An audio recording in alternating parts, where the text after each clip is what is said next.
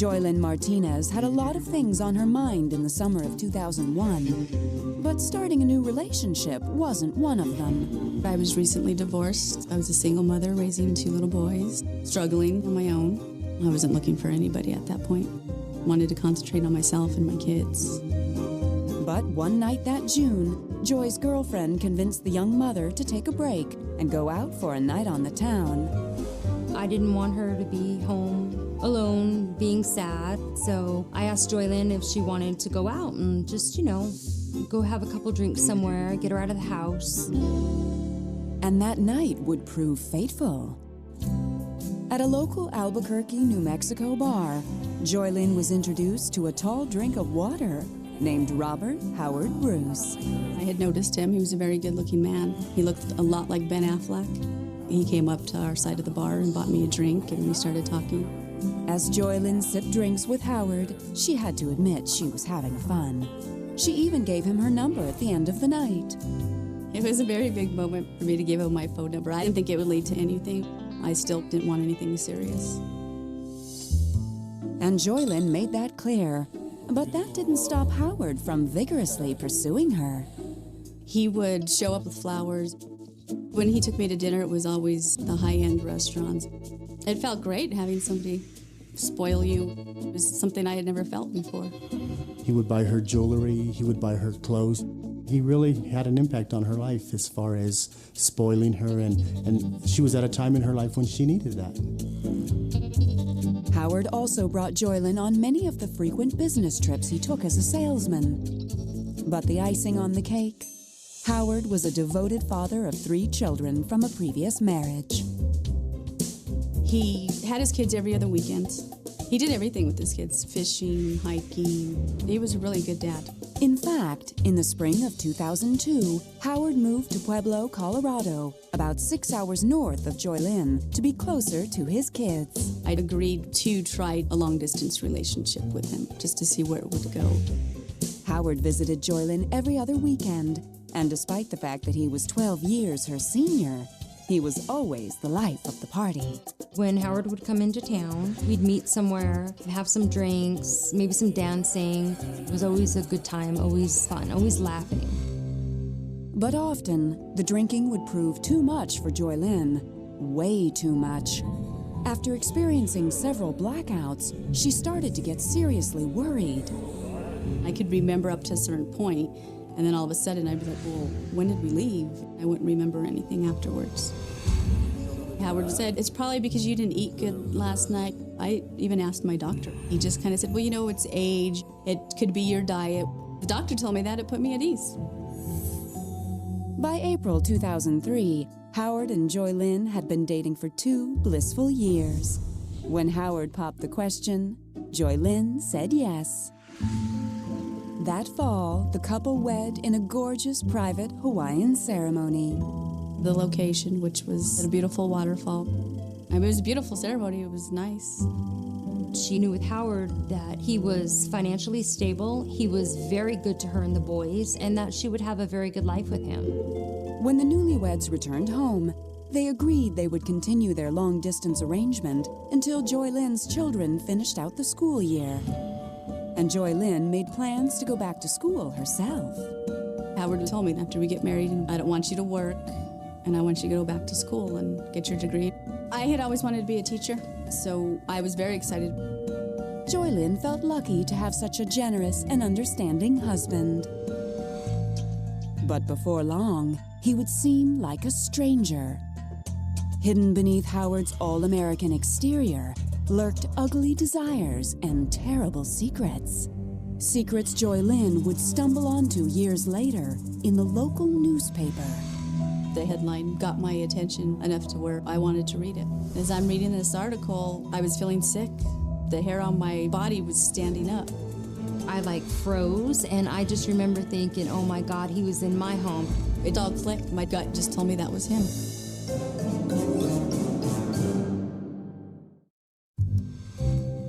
In the fall of 2003, Joylyn Martinez and her husband Howard Bruce were counting down the days until they could be together.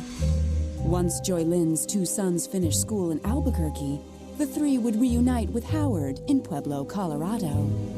When I moved to Colorado, we had been actually married over a year. It was a hard move. I'm super close with my family. Still, Joy Lynn was looking forward to joining her husband. But when she arrived with her sons that August, a man Joy Lynn hardly recognized greeted them. Howard was very aggressive. His temper would go off for anything, and he would tell me horrible, mean things.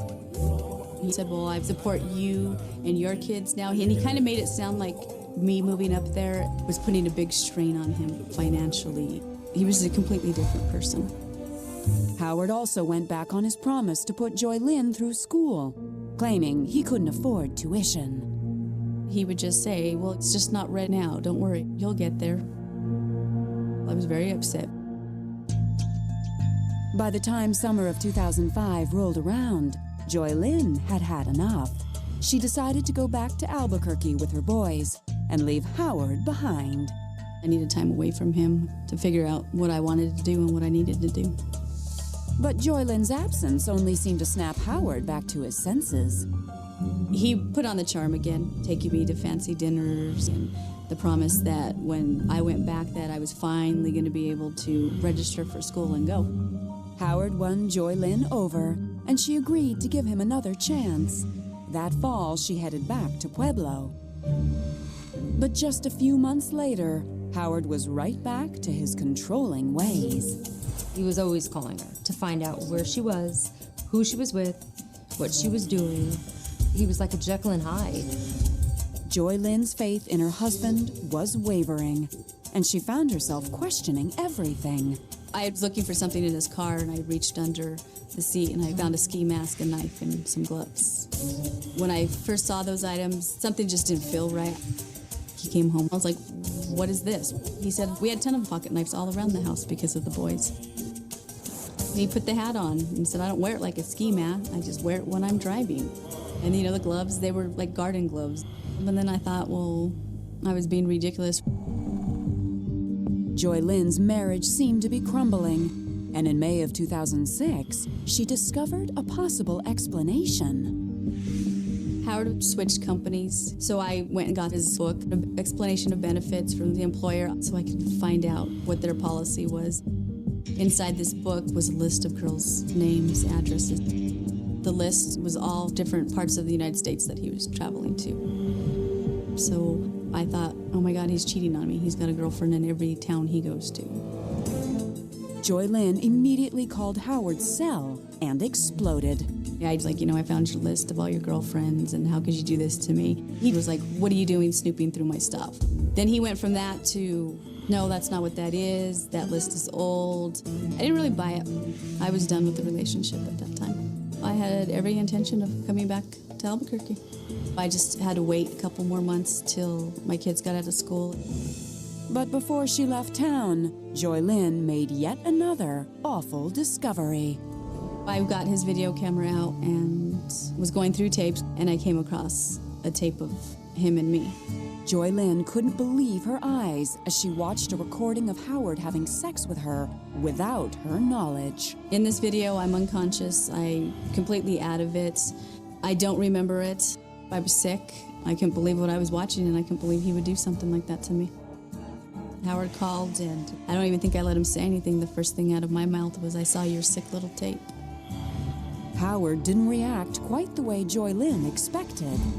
It was kind of creepy. It was kind of like a laugh, like, oh, did it turn you on? Then it was like, oh, come on, Joy, we were drunk that night. He said, you didn't do anything that you wouldn't have normally done.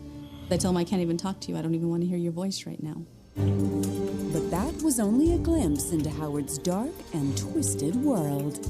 It was about to get much, much worse.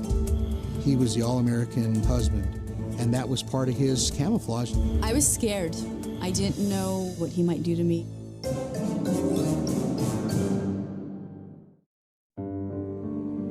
In June 2006, after discovering a sex tape her husband Howard had made of her without her knowledge, Joy Lynn Martinez packed up her boys and moved back to Albuquerque.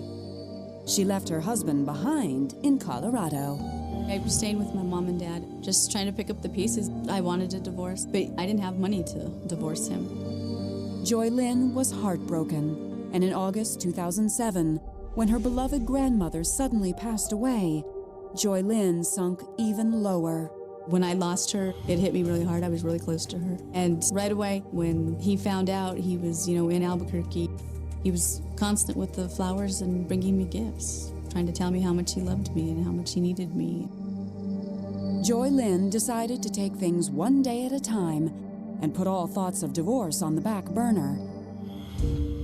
Until the following year, when she found something that made her think twice. I found a letter from an attorney going over some court dates that Howard needed to be at for a Peeping Tom case. I'm floored because I'm like, Peeping Tom? I confronted him on it.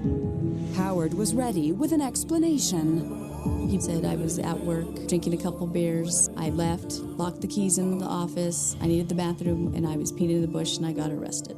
That's all it was. First I thought, okay, well, yeah, that's possible. But then I'm like, no, there's more to this. 2 months later, Joy Lynn's suspicions were heightened again. The morning of October 2nd, 2009, she casually picked up a newspaper. I was looking for pages that had the crossword puzzles and stuff, and I came across the headline that got my attention. The headline said, "Cops back on the trail of the Etherman rapist." I had never heard of the Etherman rapist. As I'm reading this article, I was feeling sick. The hair on my body was standing up. Joy Lynn read that the Etherman was Albuquerque's most prolific serial rapist. He'd been targeting young women from the early 1990s to around 2000. Detectives had been on the hunt for him for years to no avail. He would stalk universities, look for young girls, and follow them home. Then he would break in, incapacitate them with some type of chemical, and then rape them. It was 19 years that he had been committing his crimes. We had determined that he had at least one victim in Pueblo, Colorado. Prior to that, I believe Albuquerque had somewhere around 19. Law enforcement in Albuquerque, they had conducted a long, methodical investigation. They had the DNA. They didn't know whose DNA it was. No one ever really reported any suspicious activity. So there was a lot of frustration. Joy Lynn couldn't shake a feeling of dread as she read that the Etherman had also struck in Austin, Texas in May 2006. And that's when it hit her. Howard had been in Austin that month. The timeline clicked. I knew when Howard moved to Albuquerque. I knew when he moved away. The rapes were happening during that time period. Everything clicked. I realized that that list of names wasn't girls that he was cheating on me with. It was probably potential victims. I mean, it all fit together. But there was one important detail that didn't fit at all. Along with the article was a police sketch of the suspect. The sketch to me didn't look like Howard. I even drew in a mustache and goatee like Howard wore and drew in some hair like Howard wore it so I could see if it looked like him. And to me, it didn't. Still, Joy Lynn couldn't ignore all the other evidence that seemed to point directly at her husband. I wrote down the phone number for the Crime Stoppers, and I was going to call, but I wanted to be 100% sure. Howard was due in Albuquerque soon, and Joy Lynn nervously awaited his arrival, hoping his visit would end in closure, one way or another. But a shocking turn of events was about to change everything. I've investigated homicides, sexual assaults, but nothing on this scale. Something felt wrong. I knew something bad was going to happen. In the fall of 2009, Joy Lynn Martinez nervously awaited the arrival of her husband, Howard Bruce. It would not be a pleasant visit. I knew Howard was an Etherman rapist. Even though I knew that was him, I went back and forth trying to convince myself it wasn't him. That weekend was very hard to be with him. I was very nervous. Anytime he touched me, it made my skin crawl. The following week, Joy Lynn breathed a sigh of relief when Howard returned to Colorado. She decided then and there to end her marriage. I was going to tell him that day that I wanted out, that I couldn't do it anymore. I had tried to call him, and he wouldn't answer. Called him a couple times, he didn't answer. Joy Lynn thought that was strange. Howard always took her calls. And then I finally called his son, and he said, I can't talk. They think my dad did something bad, and I'm at the police station right now. I'm like freaking out. I'm like, what do you mean? What's going on? Joy Lynn was stunned to hear that her husband was the prime suspect in the attempted murder of a Pueblo police officer. And they couldn't find him. I didn't know what to think at that time. I was in panic mode. One of our police officers went out to his garage and discovered a propane cylinder and rubber tubing going under the garage door. It was obvious that it had been set there intentionally by someone in an attempt to blow up his residence. Our officer notified the sheriff's department, notified the bomb squad. They asked him, who do you think could have done this? And the first person that came to mind was Howard Bruce. The officer in question was the same one who had arrested Howard in his Peeping Tom case. He had also been set to testify against Howard that very day. But Howard never showed up. After 9 hours, police finally located his car in a parking lot. Howard was passed out in the front seat. He was just out of it. He was under the influence of some drug or alcohol or something. But in the back seat of the car were 2 impressions made from the bottom of a propane cylinder. Howard was immediately arrested and charged with 3 counts of criminal attempt to commit first-degree murder, intimidation of a witness, possession of an incendiary device, and third-degree criminal trespassing. They found him, and he was in custody. But I knew he did it, and to me, it just validated everything. 2 days later, when 3 Pueblo police officers showed up at Joy Lynn's front door, she didn't hesitate to voice her suspicions. I told them that I thought he was the Ether Man rapist.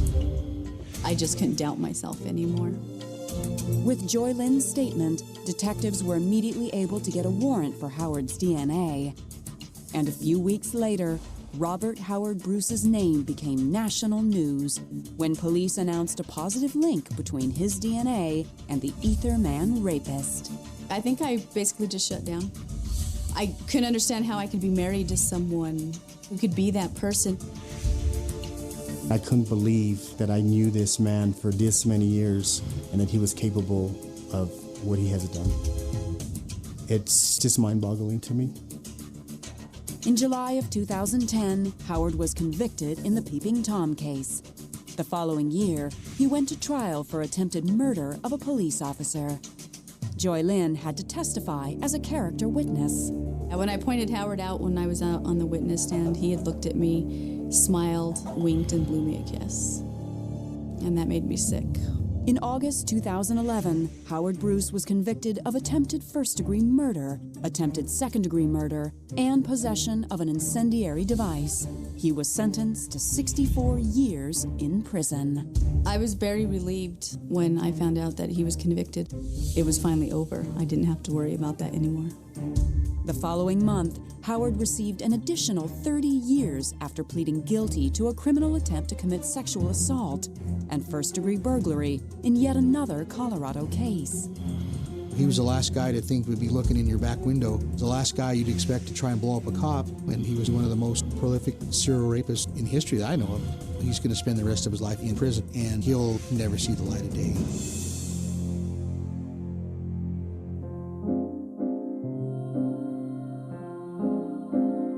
Recovering from her marriage to Howard Bruce has not been easy for Joy Lynn. It's hard to get through something like this. I just think if God brings you to it, he'll bring you through it. Howard's not going to win. He's not going to destroy me. I'm just sorry that my little sister got caught up and on this roller coaster ride. She needs to close this chapter in her life. With help from friends and family, Joy Lynn is working on doing just dated some characters, so I know all the games, I know all the stories. So when the mother of 3 went out to an Atlanta club one night in November 2007, love was the last thing on her mind. Until Eric Petit strolled by her table. We kind of made eye contact, and I thought he was cute. The next time he came by, he just threw money over the area where I was sitting, and everyone was like, okay, well, drinks are on Tammy. Eric told Tammy that he had just moved to town from Chicago and was looking for a place to buy. Tammy, a mortgage broker, gave him her card. 2 days later, Eric called, but he was more interested in Tammy than a house. He said that he was an electrical engineer for one of the local utility companies. We started having lunch every day, and we talked all night. So things were moving pretty fast. He was the kind of guy that would open doors for you. He would rub Tammy's feet, buy her flowers. He was a gentleman to her, and she seemed very happy. As the relationship took off, Eric told Tammy some of the secrets of his past. He too had been married and had 2 young sons and a stepdaughter. But after his divorce, his life had taken a tragic turn. In one of our conversations, he just mentioned his children. And of course, I wanted to know, okay, so where are your children? And he said his boys are deceased. And his parents were also deceased, and that they were all killed in a crash. So me being a mother, hearing that just sent chills through me. In tears, Eric showed Tammy his son's death certificates. But that wasn't the end of the story. Eric told Tammy that before the accident, he had been an ER doctor in Chicago. Eric did show me transcripts from University of Chicago, but he said that he could not practice after the death of his children.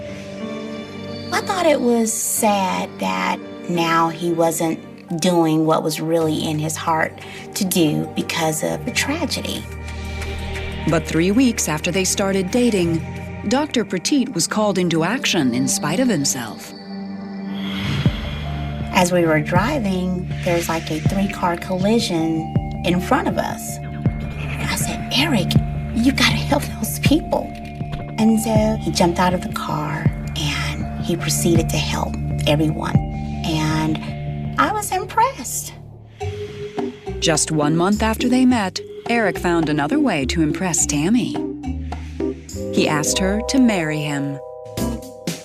I said yes, but I made it clear that before we did anything, I definitely wanted us to have counseling.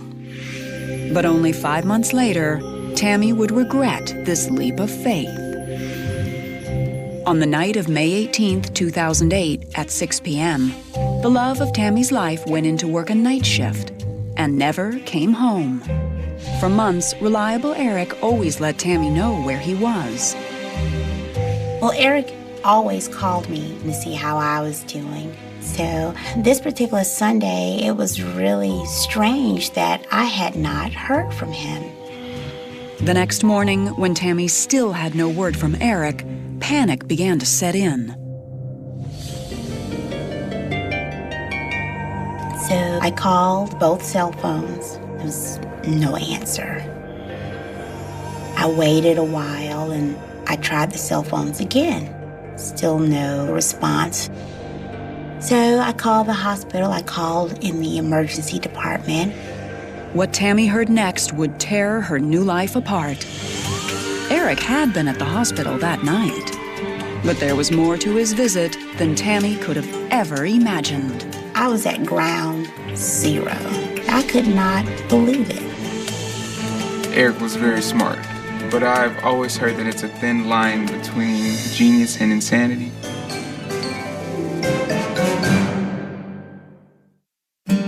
In December of 2007, 5 months before Eric Petit suddenly vanished, he took his new fiancée, Tammy McCreary, out for a special surprise. He wanted to go shop for rings, so he went to a store and he said, let's look at a 3-carat peerless in the antique setting. And the salesperson said, okay, this is $30,000. And I'm like, $30,000. So Eric says to him, well, just give me a day or two.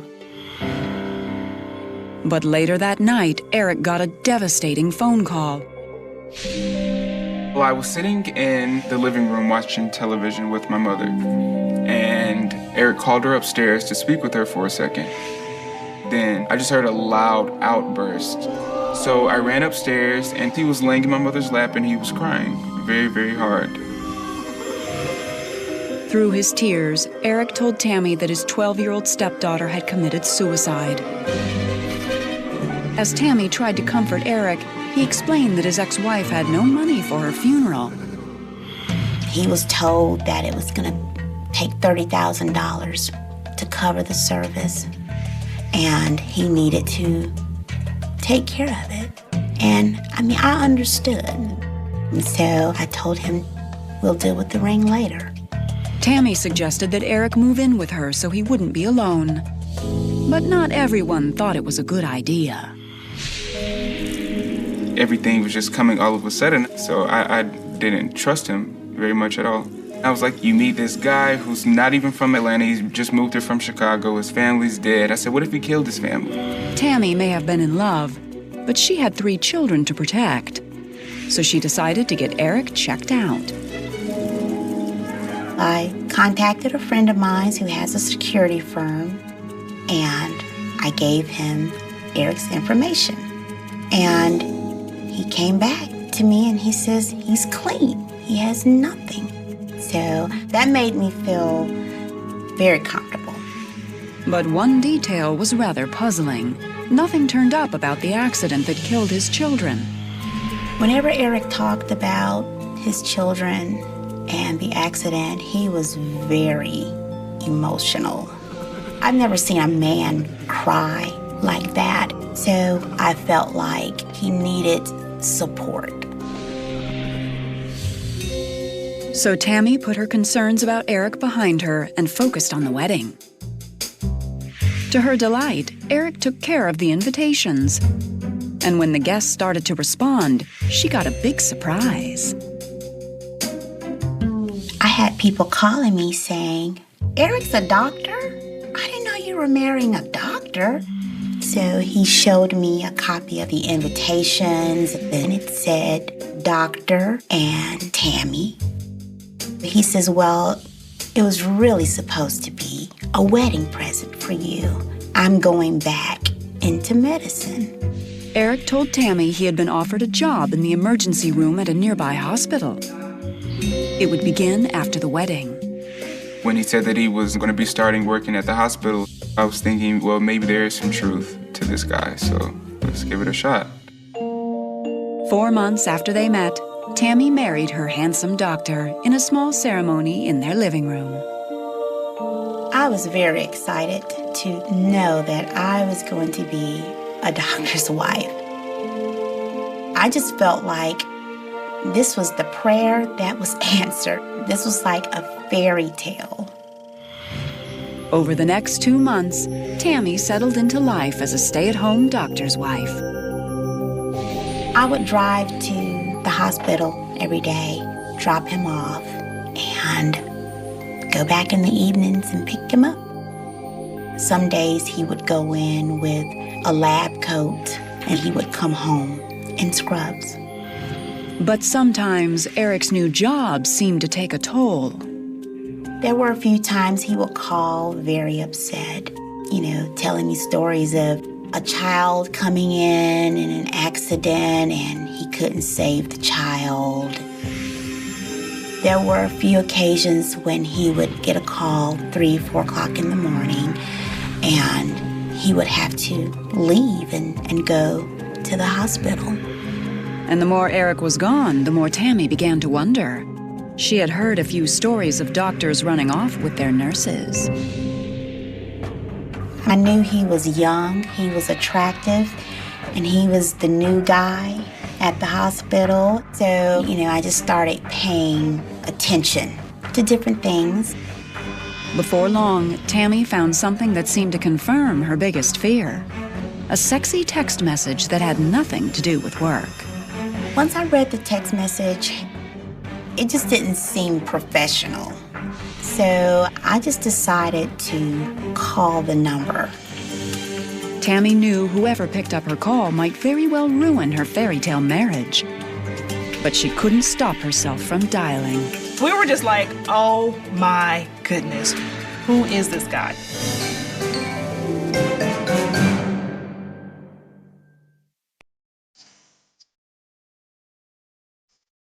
Tammy McCrary sometimes worried that her new husband Eric might be too good to be true. So when she found a suspicious text on Eric's cell phone, she instantly feared the worst. I just decided I would call that number back. And of course, it was a young lady. And she was like really friendly, like, hi. And I said, this is Eric's wife. Who are you? And her response was, if you want to know who I am, I suggest you ask your husband. That night, Tammy got ready to have it out with her man. I waited about 30 minutes, and then Eric comes charging into the bedroom. I've never seen him this angry. He says, you almost cost me my job. Do you know that was my superior that you called? And I just felt like some little teenager playing a little silly game. Ashamed that her snooping could have cost Eric everything, Tammy decided to trust her husband, for better or for worse. But less than 2 months later, that trust would be destroyed forever. On May 18th, 2008, the good doctor went in to work a night shift. But when the next morning arrived with no word from Eric, Tammy knew something was seriously wrong. I called both cell phones. There was no answer. So I said, well, I've never called the hospital, but I think I need to call today. Well, I called in the emergency department, and they put me on hold. Then they came back and they said, ma'am, there's not a Dr. Petit here. And I said, okay, well, I know they can't possibly know all of the doctors, so I decide to call the cell phone back. And this time, I got an answer. So I asked for Dr. Petit. And the lady says, oh, are you talking about the guy that was using this cell phone? And I said, yes, because now I'm thinking, okay, finally, somebody knows Dr. Petit. But what the woman said next was the last thing Tammy expected to hear. She says, oh, well, you need to call security because that guy was arrested for impersonating a doctor last night. And I just lost it. Police were called when a nurse reported that a man she didn't recognize had been hanging around the emergency room. The man was Dr. Eric Petit, but the hospital had no idea who he was. He's dressed like a doctor from head to toe. He has a doctor's badge. He had taped his photo over the photo of the actual doctor on the badge. He had a prescription pad and some prescription drugs. And he was certainly getting around different controlled areas of the hospital. For weeks, Tammy's husband Eric managed to roam the hospital undetected. And surprisingly, he had just one motive for playing doctor. Most fraud cases involve people who are trying to get money. And it appeared that this guy was there to hit on women. One of the spokeswomen for the hospital said some of the female staffers described him as adorable. But if Eric had been playing doctor just to meet women, what else was he lying about? Tammy was determined to find out. Immediately, I just wanted to just start investigating everything that he had ever told me. I started going through his clothes. I was going through pockets, looking for pieces of paper, just anything. There was a duffel bag that was in the closet. And in the duffel bag, I saw papers. Eric's web of lies was far from over, and Tammy was about to learn just how far he would go to deceive her. I had no idea what this person was capable of. If you have a story of marriage gone wrong and would like to appear on this series, go to investigation.discovery.com. The day she found out her husband was arrested for impersonating a doctor, Tammy McCreary started her own investigation to find out who Eric Petit really was. I was so afraid that someone would come back and say, hey, his name isn't Eric Petit. I mean, I just did not know what to expect. Deep in Eric's duffel bag, Tammy uncovered another secret. A probation notice from the courts of Chicago. So at that point, I'm thinking like, wow, I figured it had to be bad. The probation officer explained to Tammy that Eric had been charged with check fraud, and there was a warrant out for his arrest. But then she heard something even worse. And she confirmed that he did have 2 children. I said, were they deceased? And she says, no, not that I know of. So I looked at the death certificate and I contacted the funeral home. And they had never heard of any persons in there with those names. The tragedy that had opened Tammy's heart to Eric was one of the most shocking lies of all. Eric had 2 sons by 2 different mothers, and both boys, along with his parents, were very much alive. What kind of man could lie about the deaths of his children? That lie really scared me because now I had no idea what this person was capable of.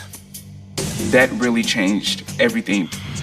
It's one thing to just lie about your profession, but for him to say that his kids are dead, that is so heartless. Eric had faked it all. The death certificates, the medical school transcripts, even his stepdaughter's suicide. It seemed the only thing Eric hadn't lied about was his name. I wouldn't come out of the house. I didn't talk on the phone. I did nothing because I just could not believe that I allowed him to suck me into this with all those lies. Even Tammy's background check had failed her. She had used the information on Eric's driver's license, and it was phony too. Now, instead of feeling careful, she felt like a fool. I think her guards were totally down, which had not been that way for many, many years. And everything he had said, he had proven to her, so she had no reason to question. On December 15th, 2009, Eric Petit negotiated a deal and pled guilty to identity fraud and theft. He was sentenced to 42 months in prison. But before he went in, he apologized to Tammy on the local news. Tammy, you know, I'm very, very sorry for the things that I sent you through. There was no doubt Tammy's luck in love had run out.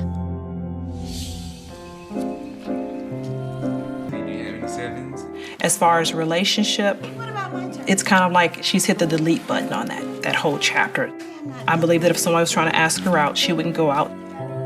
I don't think that you could ever truly know someone. That is a very scary thought. But I will say, dismiss nothing. Things that seem to be small and little, don't dismiss it.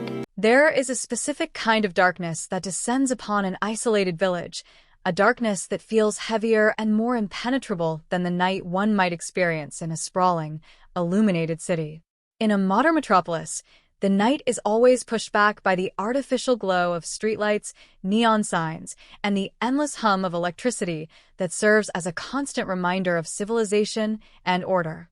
But in rural enclaves, in places bound by the ancient rhythms of nature and the deep, tangled roots of ancestral ties, the night reclaims its primal authority. When the sun sets over a place like the village of Amaluya, the darkness does not just obscure vision, it isolates. It wraps around the homes, thick and suffocating, turning familiar pathways into unknown territories and transforming neighbors into mere silhouettes. It is within this specific, isolating darkness that the fragility of human relationships is most exposed, and where the unwritten rules of a community can either hold people together or fracture under the weight of sudden, explosive violence. Welcome to this episode, where we step back into the shadows of April the 12th, 1986. We are looking at a tragedy that unfolded in the village of Amaluya, a case that serves as a grim study in how rapidly the fabric of a tight-knit community can unravel. This is not a story of a meticulously planned assassination or a cold, calculated scheme of financial ruin. Rather, it is a harrowing examination of what happens when petty, everyday resentments are allowed to marinate in the intoxicating fumes of alcohol, and how a single spark can ignite a powder keg of communal tension. Amaluya in the mid-1980s was a place defined by its closed village culture. In communities like this, the social structure is often built upon complex, interwoven family relationships, generations of shared history, and the quiet, overarching authority of village elders. The law of the land is frequently secondary to the law of the village. Disputes over property lines, perceived slights, and historical family rivalries are not always settled in a courtroom. They are carried in the silent glances exchanged on narrow dirt roads, simmering just beneath the surface of daily interactions. This environment creates a unique psychological pressure cooker. Everyone knows everyone, and every action carries the weight of history. When conflicts arise here, they do not happen in a vacuum. They are fueled by the collective memory of the village, turning minor disagreements into existential battles for respect and dominance. To understand the bloodshed that stained the soil of Amaluya on that fateful April night, we must first understand the anatomy of a localized escalation. Violence in such a setting rarely erupts from nothing. It follows a terrifyingly linear path, a steady drumbeat of aggression that gathers momentum until it reaches an uncontrollable crescendo. The catalyst, as is tragically common in these narratives, was alcohol. The night began with drinking, a social lubricant that, instead of fostering camaraderie, stripped away the delicate veneer of civility that kept the village's underlying animosities in check. As the alcohol flowed, the invisible boundaries of respect and restraint began to dissolve. Voices grew louder. Grievances that had been swallowed for months or years were suddenly verbalized, and the atmosphere grew thick with a toxic, volatile energy. The psychological phenomenon of mob mentality began to take hold. In a confined space, surrounded by peers who are equally intoxicated and agitated, individual responsibility evaporates. A person is no longer acting solely on their own moral compass. They are swept up in the collective emotional current of the group. What might have been a harsh word traded between two individuals quickly escalated into a physical confrontation involving multiple people. The first physical breach of the peace did not involve a weapon, but the environment itself. The throwing of stones marked the transition from verbal dispute to tangible destruction. In the darkness, the sound of rocks shattering glass and thudding against the wooden walls of homes amplified the sense of chaos. A thrown stone in the dark is an act of blind anger, a way to inflict damage without looking the victim in the eye. It is an escalation that invites retaliation, pulling more people into the fray as they wake to the sound of their property being attacked. But the stones were merely the prelude. The true descent into madness was signaled by the crackle of flames. Someone, driven by a sudden, inexplicable surge of malice, set fire to a home. Fire in a closed village is not just an attack on a building, it is a threat to the entire community. The wooden structures, closely packed together, are highly vulnerable. The sudden illumination of the flames against the pitch-black sky did not bring clarity, it brought panic. The fire created a chaotic, hellish tableau. The air filled with thick, choking smoke that stung the eyes and obscured the landscape, turning the village into a labyrinth of shadows and blinding, flickering light.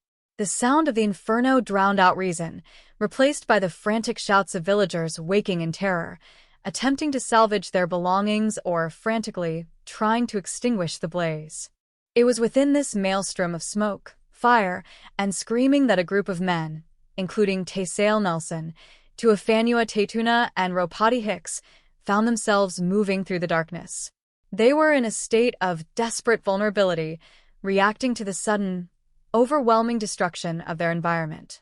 Whether they were attempting to fight the fire, flee the escalating violence, or simply trying to understand the chaos unfolding around them, they were entirely unprepared for what waited for them in the shadows. From the periphery of the firelight, stepping out from the impenetrable darkness of the village night, came Pio Tasosi. He was not carrying a stone or a torch. In his hands, he held a shotgun, a weapon designed not for precision, but for widespread, devastating impact. The shotgun is an instrument of immense brutality, particularly at close quarters. Unlike a handgun or a rifle, which fires a single projectile, a shotgun unleashes a cloud of lethal pellets that spread outward, ripping through anything in their path. To point such a weapon into the dark, toward a moving group of silhouettes, is an act of profound, indiscriminate malice. It suggests a mind completely untethered from reason, consumed by a transient but absolute rage. This was a crime of passion in its rawest, most destructive form. Tasosi did not take careful aim at a specific enemy. He leveled the barrel at the very concept of the opposition, seeking to obliterate whatever lay in the shadows before him. The blast of the shotgun shattered the night, a sound entirely different from the crackle of the burning wood or the shouting of the villagers. It was a deafening, mechanical roar that stopped time. In a fraction of a second, the lethal spray of pellets found its mark. The physical toll was instantaneous and catastrophic. Taysale Nelson bore the absolute brunt of the volley. The pellets struck him with devastating force, tearing into his head, his chest, and his heart. The human body is a fragile vessel, entirely unequipped to withstand the concussive and penetrating trauma of a close-range shotgun blast. The damage to Taysale's vital organs was catastrophic and irreversible. He collapsed into the dirt of Amaluya, his life extinguished almost instantly amidst the smoke and the shouting, a victim of a sudden, senseless eruption of violence. Beside him, the wide dispersion of the shotgun pellets altered the destinies of his companions. Tuafanua Tetuna and Ropati Hicks were struck, though not with the immediate, fatal finality that claimed Taysale.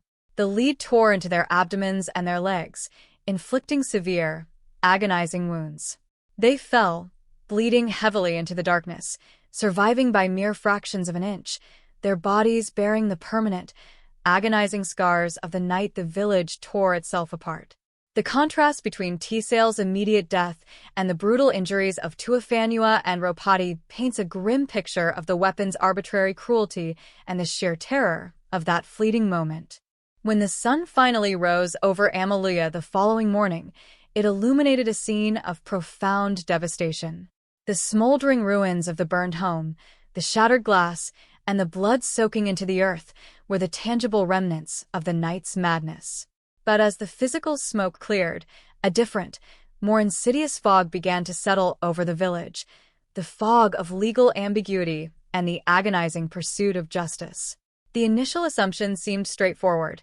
Pio Tasosi fired the shotgun. Taysale Nelson died. Pio is a murderer. However, the courtroom is a sterile environment that demands absolute certainty, a stark contrast to the chaotic, sensory deprivation of a riotous night in a burning village.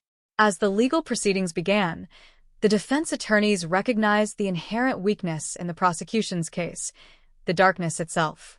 How can one be absolutely certain of what transpired when visibility was near zero? Smoke choked the air, and panic ruled the minds of every witness.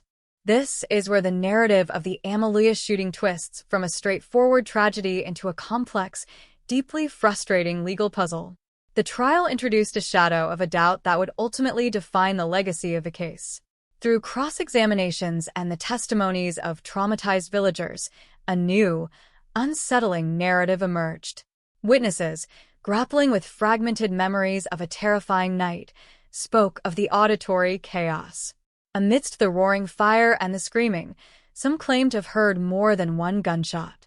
Others suggested that the acoustic signatures of the blasts were different, hinting at the presence of multiple weapons. In the absence of modern forensic certainty, without the pervasive gaze of security cameras that we take for granted today, and relying solely on the flawed, traumatized recollections of human beings, the question hung heavy in the courtroom. Was Pio Taososi the only shooter in the darkness? Did someone else, harboring their own hidden resentments, use the cover of the riot and the fire to exact their own lethal revenge? This haunting possibility, the mystery of the second gun, became the fulcrum upon which justice balanced. The judge, bound by the rigid tenets of the law, faced an impossible task. The legal standard for a first-degree murder conviction requires proof beyond a reasonable doubt that the defendant's specific action caused the death with premeditated malice. The defense had successfully weaponized the chaos of the night.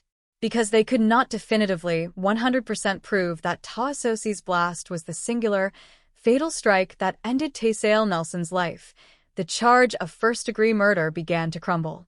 The justice system, in its attempt to be fair, often relies on compromises when the absolute truth is obscured by shadows. The court utilized a legal mechanism known as a lesser-included offense. While they could not definitively tie Taososi to the specific fatal pellets that stopped Taysale's heart due to the phantom second shooter theory, they could definitively prove that he was there, that he held a shotgun, and that he fired it into the crowd, causing severe injury.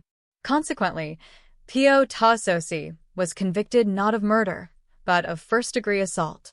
The sentence handed down was 10 years in a penitentiary. 10 years. A single decade traded for a life permanently extinguished and 2 others irrevocably damaged. For the family of Taysale Nelson, the verdict was a devastating blow, a hollow echo of accountability that failed to answer for the blood spilled on the dirt of their home. For the surviving victims, Tuafanua and Ropati, it was a bitter pill, serving their physical sentences of pain while the man who fired into the dark received a finite term. And for the village of Amaluya, the gavel's strike did not bring closure. It merely cemented a lingering, toxic paranoia. The court's decision essentially validated the theory of the unknown shooter. It left the village to grapple with the terrifying realization that if Pio Taososi's shot was not the only one, then a murderer might still be walking among them, their identity forever concealed by the smoke and darkness of April the 12th. This is the story of how a village tore itself apart in a single night, and how the search for truth was ultimately swallowed by the very shadows that hid the crime. To truly comprehend the weight of the tragedy that befell Taysale Nelson on the night of April the 12th, 1986, one must first understand the ground upon which he walked and the air that he breathed. The village of Amaluya is not merely a backdrop to this narrative. It is a central character, a living, breathing ecosystem of human connections that shaped both the lives of its inhabitants and the brutal manner of Taysale's death.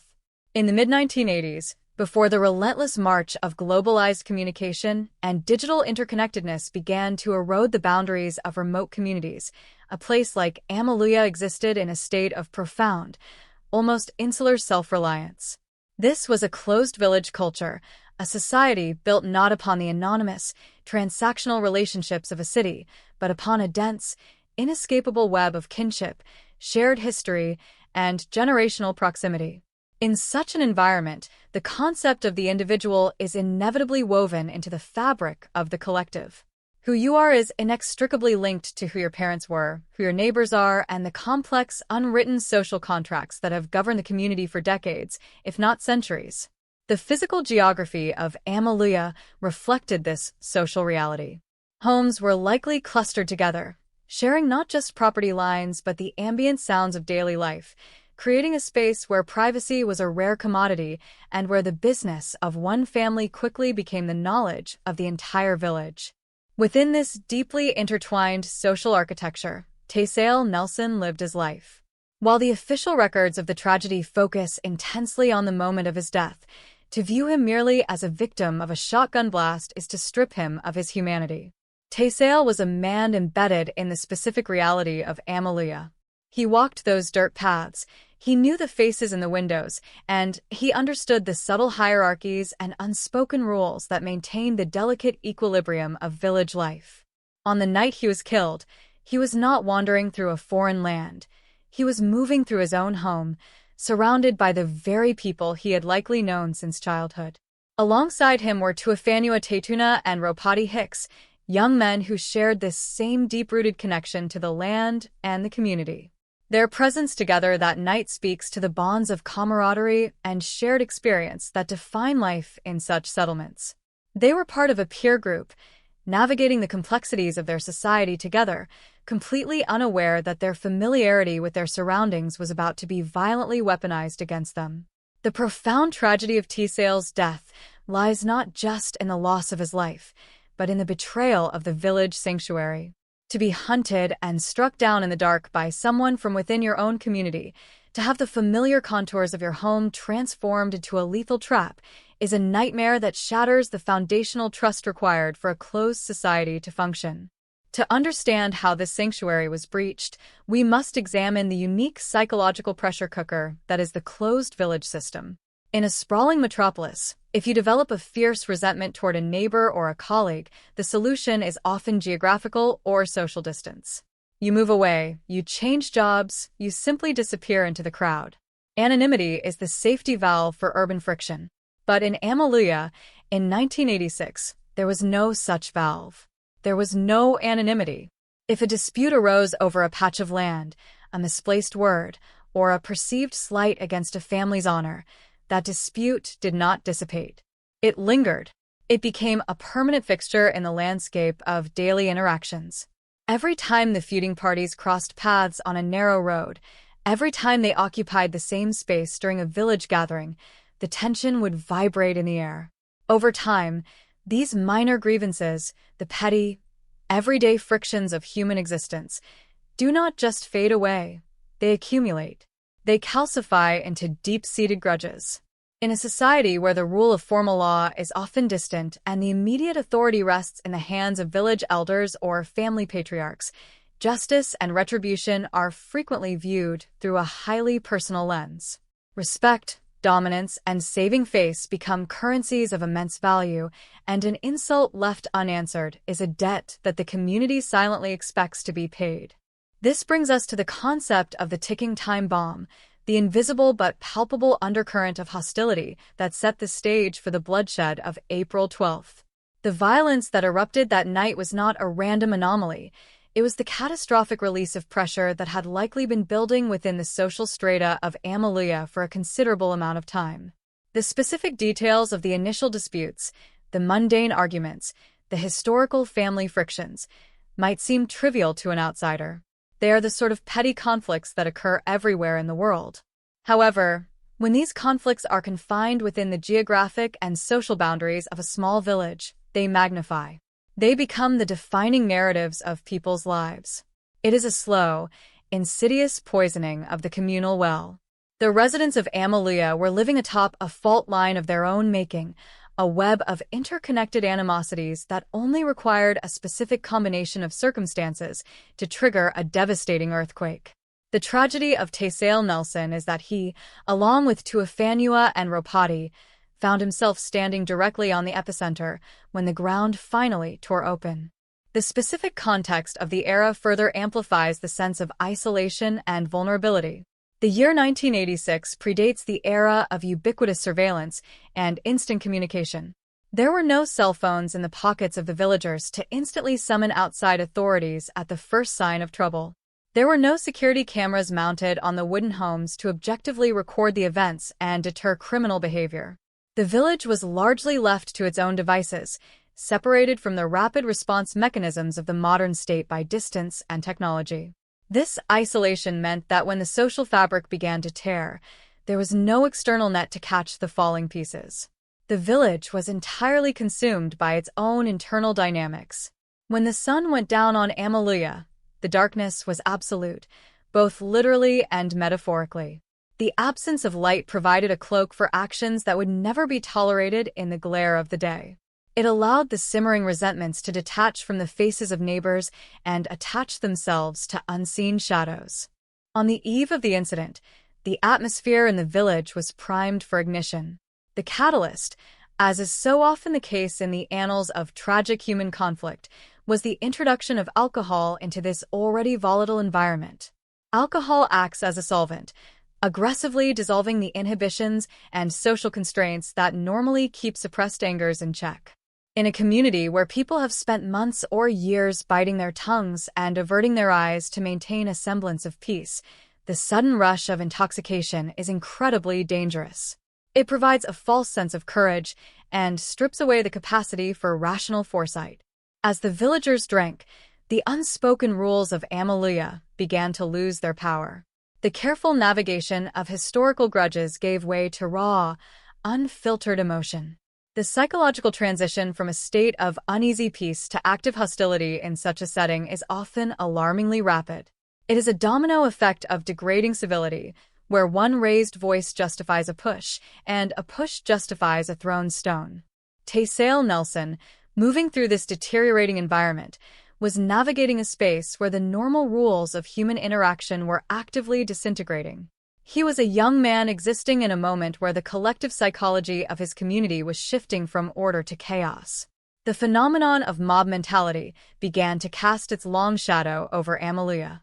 When individuals are surrounded by a group of peers who are equally intoxicated and agitated, their personal moral compass is frequently overridden by the emotional momentum of the crowd.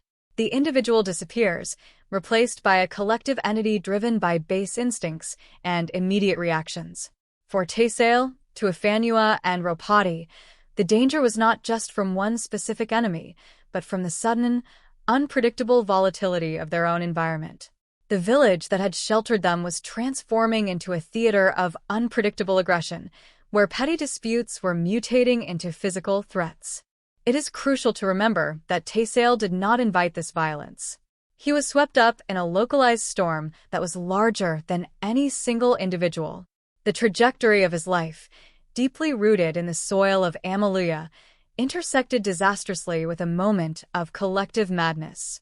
As the evening wore on and the alcohol continued to fuel the latent hostilities, the psychological barrier against physical violence completely collapsed.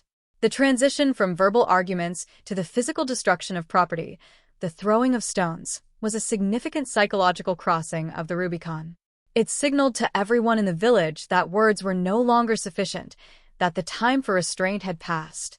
For Taysale, who would soon find himself moving through the smoke and darkness alongside his friends, this escalation marked the beginning of a terrifying final act. He was a son of Alleluia, a thread in its complex tapestry, about to be violently severed by the very tensions that defined his world. The environment that had shaped his life was actively conspiring to end it, setting the stage for Pio Tasosi to step out of the shadows, weapon in hand, and change the history of the village forever. As the first light of dawn finally broke through the suffocating darkness of Alleluia, it revealed a scene of profound desolation that marked the brutal end of any lingering innocence within the community.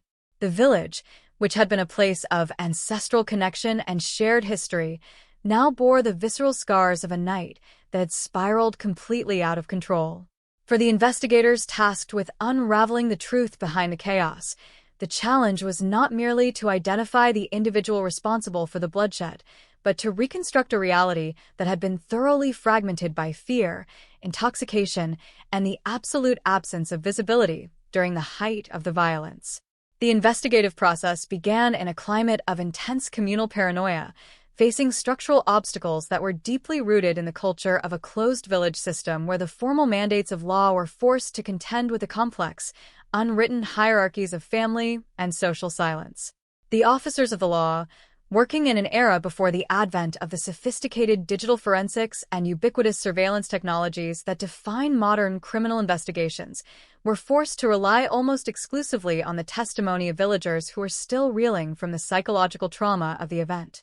Every account gathered during the initial sweep of the village was heavily colored by the extreme sensory confusion of the night, the paralyzing effects of the fire's roar, and the deep-seated apprehension regarding potential retribution from fellow villagers. The investigative process was a fragile endeavor, as each witness was essentially navigating the wreckage of their own memory, trying to make sense of a nightmare that had unfolded in a space where they had once felt entirely safe. At the epicenter of the developing legal narrative was the undeniable presence of P.O. Tasosi, whose actions throughout the night had brought him to the forefront of the state's case. Yet, what might have seemed like a straightforward prosecution quickly transformed into a complex and deeply frustrating legal puzzle when the defense team began to systematically dismantle the narrative of certainty. The central crisis of the investigation, and the defining feature of the entire legal process, was the relentless pursuit of the second gun theory. The defense lawyers, operating with a keen understanding of the limitations of witness recollection in high-stress environments, focused their strategy entirely on the inherent ambiguity of the night. They argued that in a scene characterized by the chaotic noise of burning structures, panic screams, and the percussive echoes of debris, it was fundamentally impossible for any witness to definitively isolate one specific sound as the singular cause of death. By cross-examining the traumatized villagers and forcing them to confront the inconsistencies in their own fragmented stories, the defense successfully planted a pervasive, gnawing doubt in the minds of those responsible for building the state's case. The assertion was not that Tasosi had done nothing, but rather that the state could not prove, to the high standard required by the law, that his specific actions were the exclusive cause of Taysale Nelson's demise. This legal maneuver forced the investigators into a defensive posture, compelling them to exhaustively explore the possibility that someone else, a phantom shooter lurking in the shadows of the riot, had also discharged a firearm. The search for a second shooter became an all-consuming task, leading investigators down dead-end alleys of historical family grudges and minor, long-standing disputes that had absolutely no relevance to the night in question, yet which dominated the conversations of the villagers. The investigation became an exercise in managing the internal politics of Amalia as detectives attempted to pierce the wall of silence that the community had erected to protect itself from external intrusion. Every attempt to clarify the events of the night met with evasive answers, as the residents of Amalia seemed caught in a collective state of denial, perhaps hoping that if they refused to name names or definitively pin the violence on one person, the painful reality of their shared trauma would somehow dissipate. The lack of material evidence, such as recovered casings from different types of ammunition or a second weapon, left the investigation in a state of suspended animation. The authorities were dealing with a case where the truth felt perpetually just out of reach, obscured by the very darkness that had hidden the crime in the first place. The courtroom preparations during the months that followed were a testament to the immense friction between the desire for objective justice and the messy, unreliable nature of human testimony. As the prosecution attempted to build a cohesive timeline, they found themselves repeatedly undermined by the fluctuating accounts of those who had been present. One witness might confidently describe seeing Tasosi with a shotgun, only to be shaken during a deposition by a question about the ambient light levels or the potential for other armed figures to have been obscured by the smoke. This constant erosion of certainty was a source of profound frustration for the investigators, who understood that their case was failing to achieve the level of precision that a first-degree murder conviction demanded. The legal system, which is designed to operate on facts and absolute proofs, was being tested by the sheer chaos of the human experience on that night. The detectives, in their desperation to provide a clear answer for the family of Taysale Nelson, were pushed to their limits as they tried to reconcile the contradictory statements, the lack of modern forensic support, and the suffocating atmosphere of secrecy that permeated every aspect of their interaction with the village. The investigators were also battling against the passage of time, which is the natural enemy of any criminal inquiry. As weeks turned into months, the details of the night began to blur in the minds of the witnesses, and the urgency of the investigation began to lose its momentum. The village itself began to settle into a new, uncomfortable normalcy, where the tragedy of April the 12th became a subject that was whispered about behind closed doors rather than discussed openly. The detectives found that they were no longer looking for facts. They were looking for consensus, trying to forge a narrative that would hold up under the relentless scrutiny of a trial. The intense pressure to produce a result, combined with the lack of definitive, non-testamentary evidence, meant that the final strategy of the prosecution was fundamentally shaped by the limitations of the evidence itself. They had to account for the possibility of this second gun, not because they necessarily believed it was the truth, but because they had to neutralize the threat that such an argument posed to their ability to secure any form of accountability at all. The entire investigation was a lesson in the fragility of justice in the face of uncertainty. The detectives had come into Amaluya hoping to bring clarity to a moment of madness, only to find that the darkness of the night had effectively swallowed the truth, leaving them to pick up the pieces of a narrative that would never be whole again. The impending trial loomed over the village like a storm cloud, representing the final, agonizing phase of an investigative ordeal that had promised answers but had only succeeded in deepening the collective wound. Every decision made during these months, from the questioning of suspects to the handling of the limited evidence, was burdened by the knowledge that the failure to secure a conviction would be an indictment of the system's ability to protect the most vulnerable in a time of crisis. The investigators were well aware that they were not just trying a man. They were attempting to restore a sense of order to a community that had completely lost its way, an objective that, as they would soon learn in the cold, clinical setting of the courtroom, was far beyond the scope of any legal verdict. The uncertainty that plagued the investigators would eventually leak into the trial, setting the stage for a judicial outcome that would leave no one satisfied and would leave the mystery of the night hanging over Amaluya for years to come, a haunting reminder that some truths are simply too deeply buried in the shadows to ever be recovered. The trial of Pio Tasosi stood as a grim architectural monument to the limitations of the law when faced with the chaotic, opaque reality of human violence. When the proceedings finally commenced, the courtroom served as a sterile, brightly lit stage that stood in jarring contrast to the murky, smoke-filled darkness of that April night in Amaluya. The legal theater was defined by a stark professional detachment. Prosecutors stood at lecterns with thick, meticulously organized dossiers, while the defense team sat with composed, clinical expressions, ready to deconstruct the state's narrative piece by piece. For the family of Taysale Nelson, sitting in the public gallery with their hands clasped and their eyes fixed forward, the trial was an agonizing endurance test. They were not merely there to witness the wheels of justice turn. They were there in search of a specific, tangible acknowledgement of their loss, a definitive labeling of the man who took their loved one from them.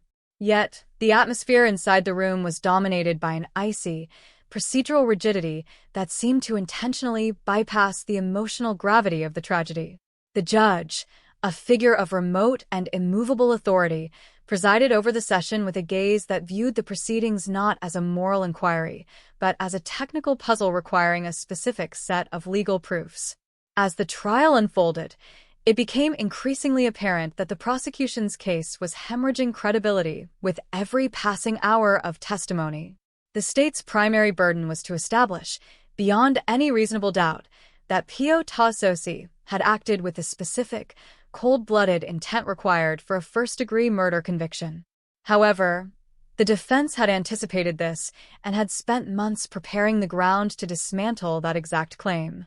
They understood that the courtroom does not care about what people feel in their hearts or what the village knows in its collective consciousness. The courtroom cares exclusively about what can be proved with empirical certainty. The defense attorney's cross-examination strategy was a masterclass in the exploitation of human fallibility. He did not need to prove that Tasosi was a saint or even that he was innocent of firing a weapon. He only needed to create a single fracture in the prosecution's timeline. He methodically called witness after witness to the stand, focusing his inquiries not on the broad tragedy, but on the precise, granular details of their perception. He asked questions about the exact position of the moon, the thickness of the smoke, the distance between the shooter and the group, and the duration of the intervals between the flashes of gunfire. With each answer provided by a traumatized, hesitant villager, the defense pushed the narrative closer to the threshold of reasonable doubt. When a witness faltered, unable to pinpoint the exact direction of the shots or describe the specific posture of the man they saw, the defense attorney would offer a gentle, almost sympathetic smile that concealed a razor-sharp tactical intent. He was slowly, systematically stripping away the emotional certainty of the prosecution's case, replacing it with a cold, analytical vacuum. The haunting question of the second gun became the dominant phantom in a room. By introducing the plausible theory that another individual might have been operating in the shadows of that burning house, the defense essentially rendered the prosecution's theory of singular, direct causation unsustainable. If it could not be stated with absolute certainty which pellet struck Taysale Nelson's heart, then the charge of premeditated murder began to look like an overreach, a judicial assumption that the defense was more than happy to challenge. As the proceedings wore on, the courtroom became an arena where the ambiguity of the night was weaponized against the search for justice. The prosecution attempted to present the shotgun itself as a centerpiece, describing its mechanics and its devastating power as if the weapon alone could testify to the intent of its user. They spoke of the blast, the dispersion of the shot, and the sheer force of the impact on the victims. Yet, the defense countered with equal technical proficiency, arguing that the chaotic nature of the night made it impossible to attribute the fatal injuries exclusively to the weapon in Taysale's hands. They argued that the blast of a shotgun, in the close confines of a panicked riot, was as much a product of the uncontrollable environment as it was a product of the defendant's volition. The jury, a group of individuals who had been removed from their ordinary lives to deliberate on a matter of life and death, sat in a state of growing visible unease. They were being asked to navigate a labyrinth of uncertainty where the testimony of neighbors, people who had grown up together, eaten at the same tables and walked the same paths, was so fundamentally at odds. The trial exposed the deep, pre-existing fractures of Amelia. It became clear that the village was not a monolith, but a collection of competing truths, and the court was now tasked with arbitrating between them. The tension reached its peak during the final summations, where the prosecution appealed to the moral outrage of the event, attempting to frame the killing as a clear-cut act of malice that demanded the highest level of punishment. They spoke of the terror in the village, the loss of a vibrant young man, and the undeniable fact that Taysale had been there, armed, and had indeed fired into the crowd. It was a plea for justice that felt both necessary and desperate, a final attempt to ground the case in the undeniable reality of the tragedy. In response, the defense offered a cold, logical framework. They urged the jury to remain detached, to adhere strictly to the burden of proof, and to reject any narrative that was built on the shaky foundation of traumatic, conflicting memories. They painted a picture of a man swept up in a night of uncontrollable, communal insanity, where the responsibility for the outcome could not be pinned to a single individual without violating the core principles of the law. They spoke of the possibility of the second gun not as a proven fact, but as a shadow of doubt that the state had failed to dispel. When the jury eventually retired to deliberate, the silence that fell over the courtroom was heavy, expectant, and entirely devoid of closure. The deliberation process was not a quick resolution but a prolonged struggle, a reflection of the difficulty of finding certainty in a situation where the truth had been systematically obscured. When the verdict was eventually returned, it was not a triumph of justice, but a legal compromise, a reflection of the court's inability to reconcile the messy, chaotic reality of the night with the rigid, sterile requirements of the law. The jury could not find the absolute proof required for first-degree murder, given the persistent, nagging mystery of the second shooter and the inherent difficulties of assigning blame in the middle of a riot. The court, acting within the parameters of its authority, decided to apply the legal doctrine of a lesser-included offense. This allowed them to pivot away from the unattainable standard of premeditated murder and settle on a charge of first-degree assault. It was a verdict that acknowledged the act but fundamentally downgraded its nature, separating the violence from the specific fatal outcome in a way that left the family of Taysale Nelson feeling entirely betrayed. The judge sentenced P.O. Taysale to 10 years in prison. The pronunciation of the sentence was met not with relief, but with a profound, simmering silence.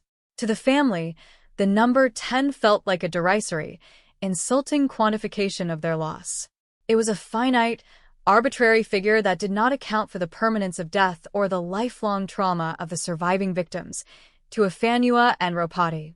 The sentence felt less like a punishment and more like an administrative closing of a file that had become too difficult to manage. As the defendant was led away, the courtroom quickly emptied, leaving behind only the cold, lingering echo of the judge's gavel. There were no cheers, no sense of restored order, and no closure for the people who had traveled from Amaluya to see justice served. Instead, there was a shared, gnawing realization that the legal process had merely processed the event without ever truly understanding it. The trial had succeeded in creating a conviction, but it had failed in its deeper, societal duty to provide a definitive, coherent truth about what had occurred in the dark. The verdict served as a permanent record of the court's failure to penetrate the shadows, ensuring that the legacy of April the 12th would remain, for the foreseeable future, a subject of unresolved anger, deep-seated suspicion, and the enduring, painful mystery of the second gun. The finality of a 10-year sentence in a court of law rarely equates to the finality of grief in the human heart, and nowhere was this more evident than in the aftermath of the P.O. Tasosi trial. As the legal dust settled and the courtroom was emptied of its participants, the real, and perhaps more punishing, work began for the people of Amaluya. The verdict, intended to be a mechanism for closure, instead acted as a catalyst for a deeper, more corrosive form of communal pain. For the family of Taysale Nelson, the conviction for first-degree assault, rather than murder, felt like a deliberate minimizing of their tragedy. It was a sterile, bureaucratic categorization of an event that had felt like an apocalypse to those who lived through it. Every day following the sentencing was a confrontation with the reality of a world that had moved on, while they were left anchored in the suffocating memory of that April night. The 10-year sentence was not a period of atonement that satisfied the moral demands of the village.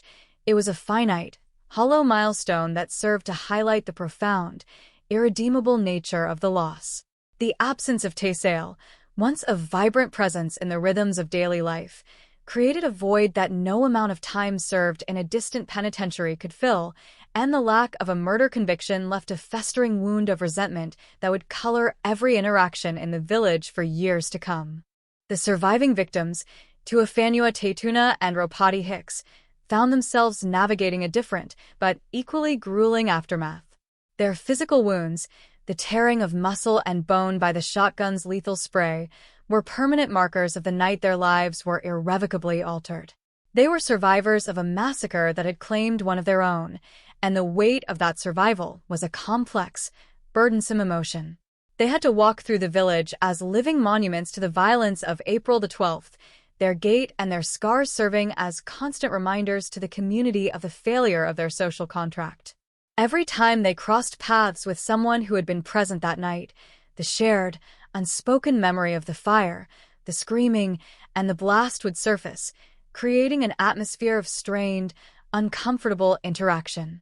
There was no joy in their survival, only the ongoing struggle to reconcile their existence with the memory of the friend they had left behind on the blood-soaked earth. They were caught in a purgatory of trauma, where the legal outcome provided no relief from the physical and emotional agony that defined their current reality. For them, the trial had been a theater of shadows that did not address the fundamental destruction of their youth and their sense of safety in their own home. Amaluya itself underwent a profound, irreversible transformation after the events of that night. The village, which had once functioned on a precarious but stable web of kinship and mutual understanding, became a landscape defined by deep, simmering suspicion. The mystery of the second gun, which the defense had so successfully exploited to secure a reduced sentence, had become a permanent resident of the community's collective consciousness. It was a ghost that haunted every gathering, a lingering doubt that whispered in the ears of neighbors. Who else was there?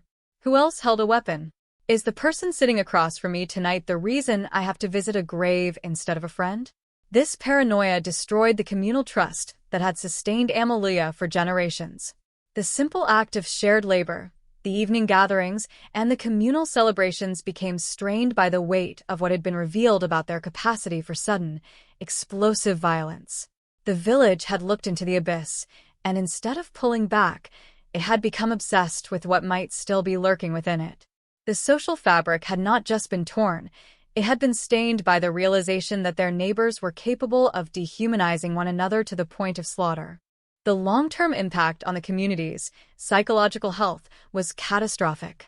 Children growing up in the post, 1986 era of Amalia inherited a legacy of fear and unresolved conflict. They were born into a world where the name Pio Tasosi was a dark, hushed reference to the night the village lost its way. The trauma was passed down, not through explicit discussion, but through the tension in the atmosphere, the sudden silences when certain subjects were broached, and the deep, abiding distrust of authority that had been solidified by the trial's perceived failure. The legal system, by choosing the path of the lesser-included offense, had inadvertently validated the community's darkest fears, that justice was a game played by rules that ignored the suffering of the victims, and that the truth was something that could be easily bartered away by lawyers. This cynicism became a core component of the village's identity, a bitter inheritance that made the process of healing nearly impossible. The community had been asked to rely on the law, and the law had failed them, leaving them to grapple with the consequences in total isolation. As we look back from the vantage point of decades later, the tragedy at Amalia serves as a sobering meditation on the fragility of human connection and the inherent dangers of suppressed resentment. The violence of April the 12th was not a random meteorological event. It was a human, social disaster. It was the endpoint of a long, neglected process of eroding empathy and accumulating minor, unresolved insults. When we look at the ruins of the burned house or the image of the shotgun used in the attack, we are not just seeing tools of destruction. We are seeing the final, desperate expressions of a community that had stopped listening to itself.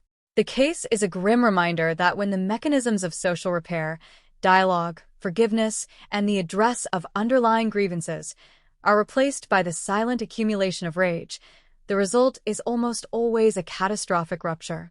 The darkness that fell over Amalia that night was a metaphor for the closing of the human mind, a state where neighbors ceased to be individuals and became merely targets in a theater of violent release. The tragedy is that this could have been avoided, that the road to that night was paved with thousands of small, preventable moments of unkindness and failures of intervention. The memory of Taysale Nelson remains the most poignant aspect of this entire ordeal. He was the human cost of the community's collective failure. His death was not just a medical fact or a legal statistic. It was the premature ending of a life that had potential, dreams, and connections to the living, breathing heart of the village. The fact that his name is now inextricably linked to the mystery of the second gun and the disappointment of a light sentence is a final, cruel irony. He deserves better than to be a footnote in a case study on judicial ambiguity. He represents the victims of every crime of passion where the complexity of the law serves to obscure the simplicity of the loss. When we reflect on the Amalia shooting, we must resist the urge to view it as a mere sensational tale of rural violence.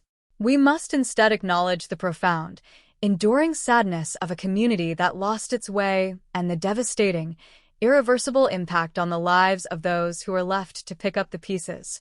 Ultimately, the story of Amalia in 1986 is a story of ghosts.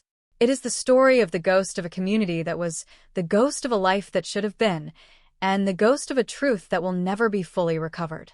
The shadow of the second gun remains the defining, unresolved element of the case, a symbol of the dark, unexamined corners of the human heart that the law is fundamentally unequipped to address. The village of Amalia continues to exist, but it exists in the long, cooling shadow of the night that tore it apart. The tragedy is that, even years later, the silence surrounding the events of that April night speaks louder than any verdict or sentencing ever could. It is a silence filled with questions that have no answers, with grief that has no destination, and with the haunting, persistent reminder that the peace we take for granted is far more fragile than we ever dare to admit. We study these cases not to satisfy a morbid curiosity, but to learn the difficult, necessary lesson of our own fragility, to understand how quickly the veneer of civilization can strip away when the darkness of our own making is allowed to consume the light. Taysale Nelson and the trauma of Amalia stand as a permanent, silent warning about the cost of letting our grievances fester until they erupt in a fire that none of us can ever truly extinguish. The epilogue of the Amalia tragedy is not found in the sterile records of the courtroom or the formal language of the sentencing, but rather in the persistent, quiet endurance of the village itself as it continues to exist in the long, cooling shadow of that fateful night.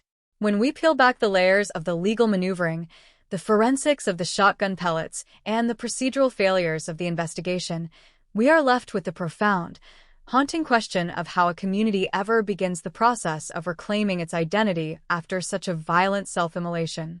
The story of Amalia did not end when Pio Tasosi was escorted out of the courtroom or when the judge signed the final order of commitment. Instead, a new, more difficult chapter began, one marked by the slow, often painful work of internal reconciliation in a place where the foundational pillars of trust had been completely pulverized. The village had been exposed as a place where the darkness could harbor monsters, and this realization fundamentally altered the way people interacted with one another in the light of day. There was a lingering awareness, a collective breath held whenever the topic of the night in 1986 was raised, or worse, when it was pointedly avoided. This persistent silence, this intentional suppression of the past, became a defining characteristic of the village's post-tragedy evolution, a way of surviving that ultimately prevented any meaningful form of communal healing from taking root. In the decades that followed, the memory of Taysale Nelson became something of a sacred, yet untouchable, relic of the community's shared history. He was no longer just a young man who had lost his life. He had become a symbol of everything that the village had sacrificed at the altar of its own internal tensions. Families who had been on opposite sides of the conflict during that period were forced to live in permanent, close proximity, their children growing up alongside the children of those they held responsible for the night's destruction. This forced integration of grief and resentment created a unique, high-pressure social environment where the surface often appeared calm, but the depths remained churning with old, unaddressed angers. The mystery of the second gun, having never been resolved by the judicial process, transformed into a foundational myth of the village, a story that was passed down and embellished, serving as a permanent justification for the existing divisions. It allowed for a persistent, low-level distrust that required no proof, only a shared, inherited suspicion of one's neighbor.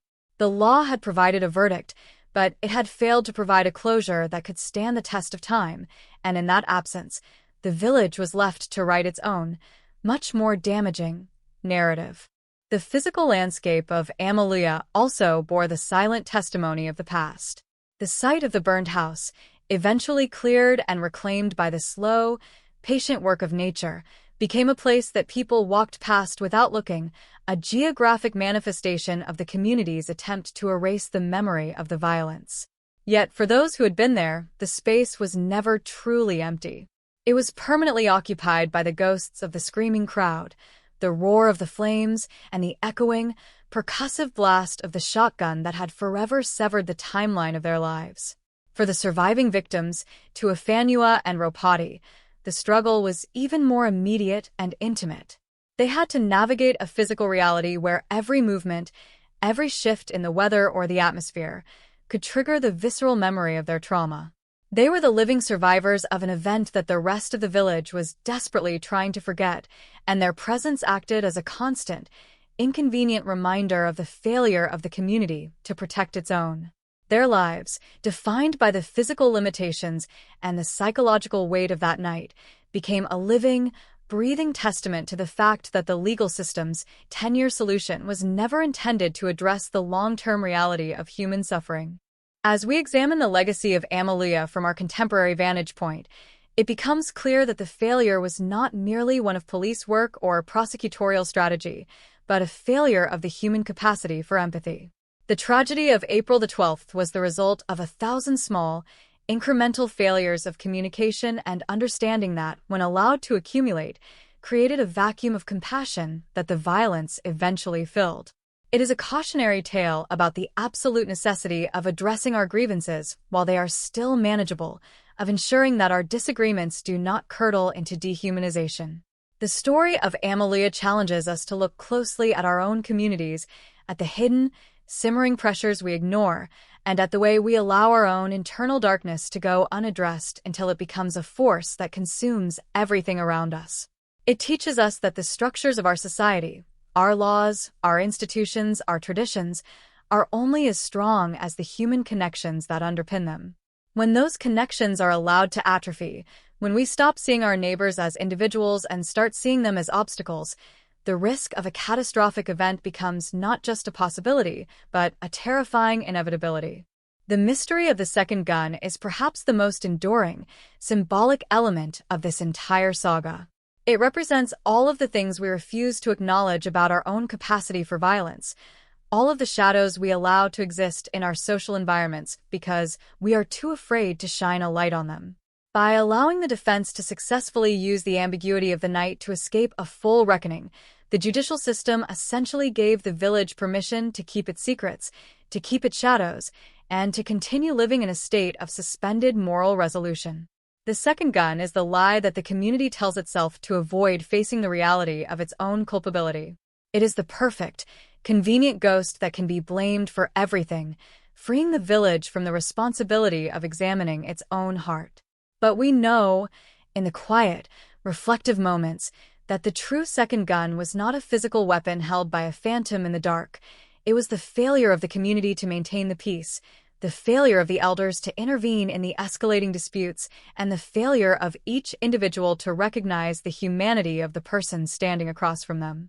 In the final analysis, the tragedy of Alleluia is not a story about a singular monster or a singular act of evil. It is a story about the devastating capacity of ordinary people to participate in their own destruction. It is a story about how the structures of our lives can be shattered in a single night by the unchecked forces of greed, alcohol, pride, and silence. When we close the file on Alleluia, we do so with a sense of profound, lingering unease, knowing that the questions it raises have no easy answers and that the lessons it offers are ones that we seem destined to perpetually ignore. The ghost of Taysale Nelson will always be a part of that landscape, a reminder of what is lost when we allow our social fabric to fray beyond the point of repair. His life was not just a tragic anomaly, it was a reflection of the fragility of all our lives, a fragile, beautiful thing that can be extinguished in a heartbeat by the very people who claim to be our neighbors. We tell these stories, we write these scripts, and we analyze these cold, hard cases not to revel in the brutality, but to remember the cost of our failures and to honor the memory of the victims who deserved a future that the darkness of our own making denied them. The village of Alleluia remains today, continuing its cycle of seasons and generations, but it carries its history like a heavy, unseen garment. It is a place that has been permanently shaped by the memory of fire and the sound of a blast, a place that knows, perhaps better than any other, the true price of letting a grievance grow in the dark. As we reflect on this, we must recognize that the most significant act of resistance we can perform against such a tragedy is to refuse to let the silence win. We must insist on the truth, even when it is uncomfortable. We must insist on empathy, even when it is difficult. And we must insist on seeing the humanity in our neighbors, even when we are tempted to view them as enemies. The Alleluia shooting is a permanent, silent echo in the history of crime, a warning that will continue to sound for as long as we continue to ignore the lessons of our past. It stands as a final, desperate plea for the recognition of our shared, fragile humanity, a plea that we ignore at our own peril, knowing that the darkness is always waiting, just beyond the edge of the light, for us to falter. The mystery of the night will likely never be fully solved, but the lesson of the night is as clear as the morning that followed. Justice is not something that is handed down in a courtroom. It is something that we must build, every single day, through the small, difficult, necessary work of holding on to one another. The conclusion of the Alleluia saga, when viewed from the long arc of history, serves not merely as a record of a crime, but as an indictment of the societal conditions that allowed such a rupture to occur. To understand the full scope of what happened in that village in April of 1986, we must look beyond the individual actions of Pio Tasosi and interrogate the very foundations of the community that produced him. The tragedy is that we are often tempted to look for a singular culprit, to frame the narrative around the man with the gun, because that simplifies a much more complex and uncomfortable reality. It is far easier to condemn one person than to examine the collective failures of an entire social body that had allowed its internal tensions to boil over into an act of such profound, indiscriminate violence. Amaluya was not a village of monsters. It was a village of people who had lost the ability to communicate, to mediate, and to care for one another in the face of escalating pressures. The tragedy of that night is a mirror held up to every closed society, asking us how we manage the inevitable frictions of human existence when the external safety nets of the wider world are absent. The story of this case is ultimately a study in the loss of moral agency. When the mob mentality took over, when the stones began to fly and the house was set ablaze, the individual villagers surrendered their own judgment to the surging, destructive current of the collective. In that state, no one was responsible, which meant that everyone was responsible. The loss of Taysale Nelson was not just a medical fatality caused by lead shot. It was a societal fatality caused by the abandonment of the individual conscience. We must ask ourselves what happens when a community stops valuing the unique, irreplaceable dignity of each of its members and starts viewing them merely as pawns in a long-standing game of social dominance. The answer, as we saw in the red-hot embers of the Amaluya fire, is the total annihilation of the values that make communal life worth living.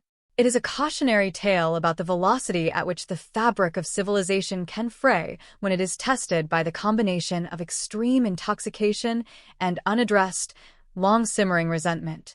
The judicial process, for all its technicalities and its focus on the phantom second gun, failed to address this underlying moral decay. The law is designed to punish actions, but it is deeply ill-equipped to address the spiritual or communal rot that often precedes those actions. By settling for a lesser-included offense, the court performed its duty to the letter of the law but failed to fulfill the spirit of justice that the community so desperately required. The verdict left the underlying, burning questions about the nature of their communal failures entirely unaddressed, essentially telling the villagers that the law was only interested in the narrow, legalistic truth of the event.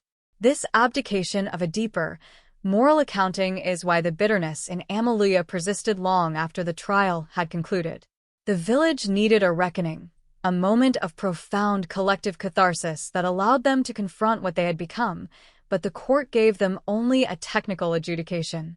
In our study of this case, we have explored the anatomy of a localized disaster, from the initial, petty grievances to the explosive climax in the dark, and finally to the fragmented, unsatisfying conclusion in the halls of justice. We have seen how the darkness acts as a veil, not only for the perpetrators but for the community's own collective guilt. The mystery of the second gun is, in the end, the most fitting metaphor for the entire experience. It is the convenient uncertainty that allows everyone to avoid looking in the mirror. If there is a second gun, then the primary blame can be shared, diffused, and ultimately diluted until it no longer carries the crushing weight of singular accountability. It is the perfect legal and moral loophole for a community that is not yet ready to face the truth of its own destructive potential. We must learn to look past these shadows and insist on holding ourselves accountable for the environments we create, for the silence we maintain, and for the way we treat the people we live alongside.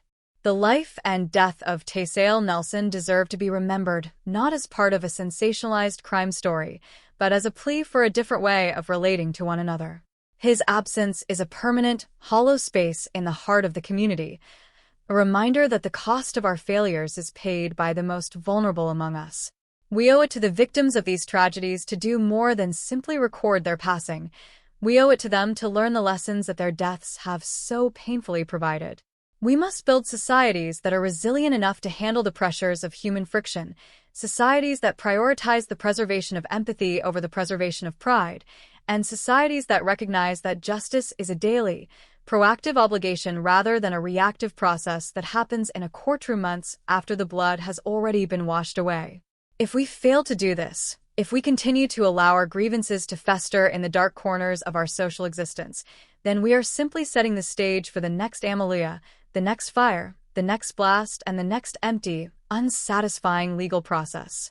As we conclude this examination, it is important to reflect on the nature of memory. We choose what we remember, and in doing so, we choose who we become. To remember the night of April 12th, 1986, is to choose to acknowledge the fragility of the peace we often take for granted. It is to choose to respect the memory of those who were lost by committing ourselves to a higher standard of communal conduct. The tragedy is that we are often so focused on the resolution of a case that we forget the ongoing, necessary work of resolution in our own lives. We should strive to be the kind of community where such an event would not only be condemned, but would be rendered impossible by the strength of our bonds and the depth of our mutual understanding. The story of Amelia should act as a profound, silent, and permanent guide, helping us to steer clear of the precipice that they so tragically went over. We have traversed the dark history of a village that tore itself apart, and in doing so, we have seen the very worst of what humans are capable of when they allow their fears to dictate their actions. But even in the darkness, there is a lesson about the light. The value of empathy, the necessity of truth, and the importance of holding on to one another are the only things that truly stand between us and the abyss. We carry the memory of Taysale Nelson, Tuafanua Tatuna, and Ropati Hicks with us as we continue our own journeys, reminding us that every word we speak and every choice we make has the power to either build or destroy the world we share. The trial is over, the sentences have been served, and the village has moved on into its future, but the ghosts of that April night still remain, waiting for us to finally learn the lessons that their sacrifice was meant to teach. Let us choose to be better, to be kinder, and to be more vigilant in the protection of our communal soul, so that the darkness of Amelia never again becomes our own reality. Finally, we recognize that while we cannot change the past, we are the architects of our own present. The mystery of the night will persist, and the questions will remain, but our response to those questions is entirely our own. We must face the shadows with courage, acknowledge our own limitations, and work tirelessly to create a world where no one has to fear the dark, where no neighbor is viewed as an enemy, and where justice is not a technicality, but a lived, daily reality. The story of Amelia ends here, in our collective memory, but the work that it demands of us is only just beginning. As we close this chapter, let us resolve to hold the memory of this event as a sacred trust, using it to illuminate the paths of our own lives and ensuring that the light of our shared humanity is never again extinguished by the fires of our own making. This is the only way to pay true honor to the memory of the past, and it is the only way to secure a future where such tragedies are nothing more than a haunting, distant echo of a time that we have collectively chosen to leave behind.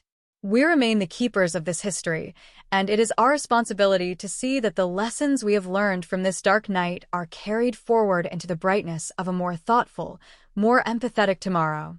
The enduring legacy of the Amelia incident rests not in the cold annals of the 1986 trial, but in the profound, unspoken transformation of how a community understands the nature of its own fragility. To look back at the aftermath is to recognize that justice is not a static endpoint achieved by the gavel strike, but a continuous, often agonizing process of communal repair that requires far more than mere adherence to the law. In the years following the resolution of the P.O. Tasosi case, the village of Amelia became a silent laboratory for the study of trauma, demonstrating how profoundly a singular, violent night can alter the trajectory of multiple generations. The failure of the courts to provide a definitive answer regarding the second shooter did not merely leave a procedural gap in the record.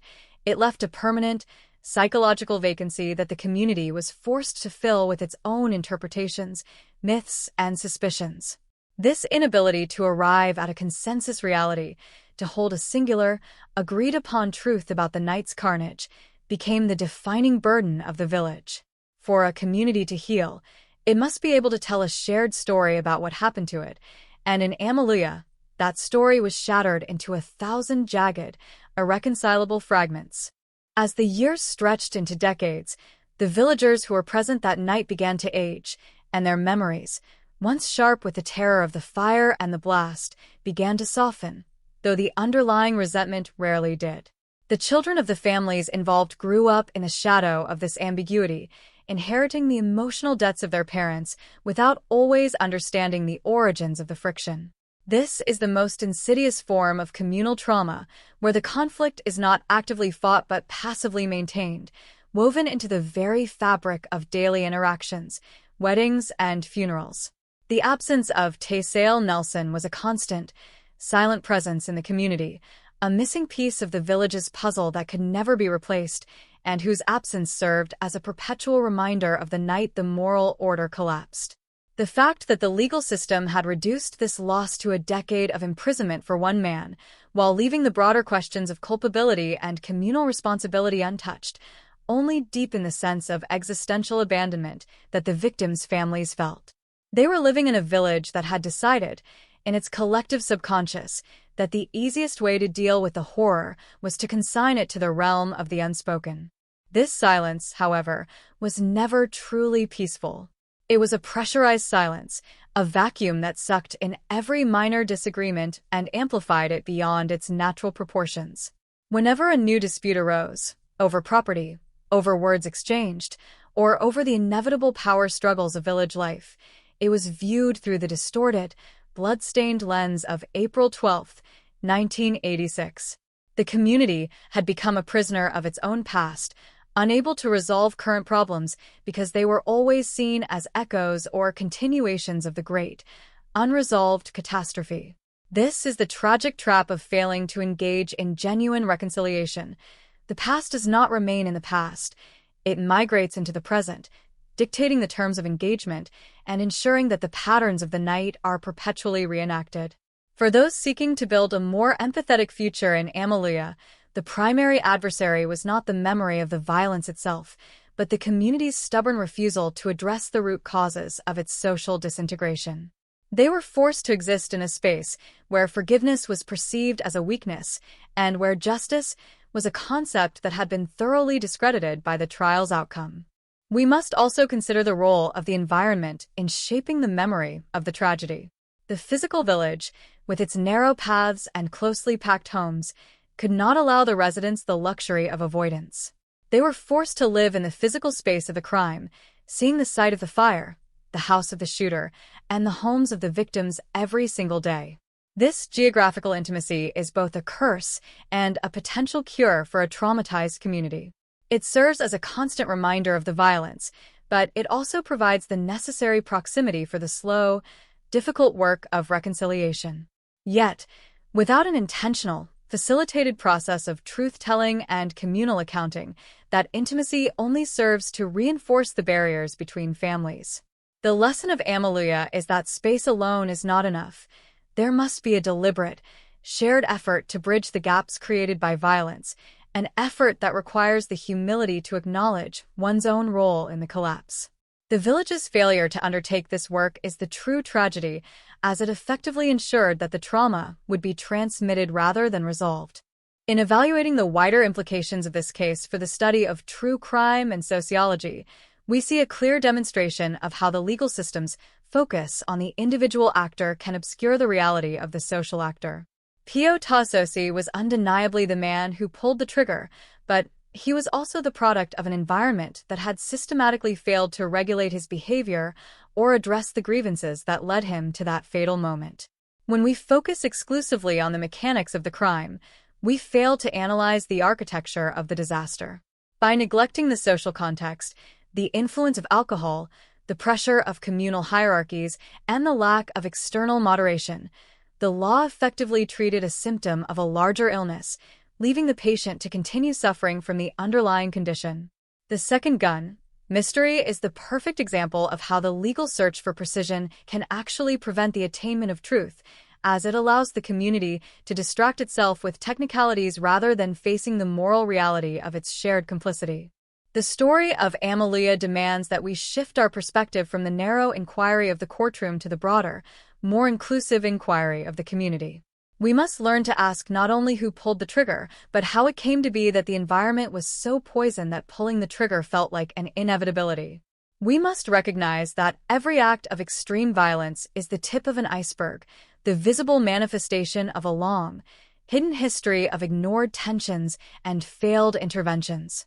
If we are to honor the memory of those like Taysale Nelson, We must dedicate ourselves to identifying and addressing these hidden histories before they have the chance to harden into tragedy. We must foster environments where individuals feel seen, heard, and valued, and where the mechanisms for resolving conflict are robust, accessible, and grounded in the fundamental recognition of our shared humanity. The alternative, as we have seen so starkly, is a world where the darkness is always inches away, waiting for the first sign of our communal indifference. As we bring this comprehensive analysis to a close, we are reminded that the search for truth in such cases is never an act of mere documentation. It is an act of preservation, a commitment to ensuring that the lessons we learn from the tragedies of the past are woven into the fabric of our present actions. The Amelia shooting remains a haunting, unresolved chord in the history of human conflict, a reminder that peace is not the absence of trouble, but the presence of the active, ongoing labor required to maintain understanding. The ghosts of that night will never fully leave the village, and perhaps they should not. They serve as a permanent, silent testament to the cost of our indifference.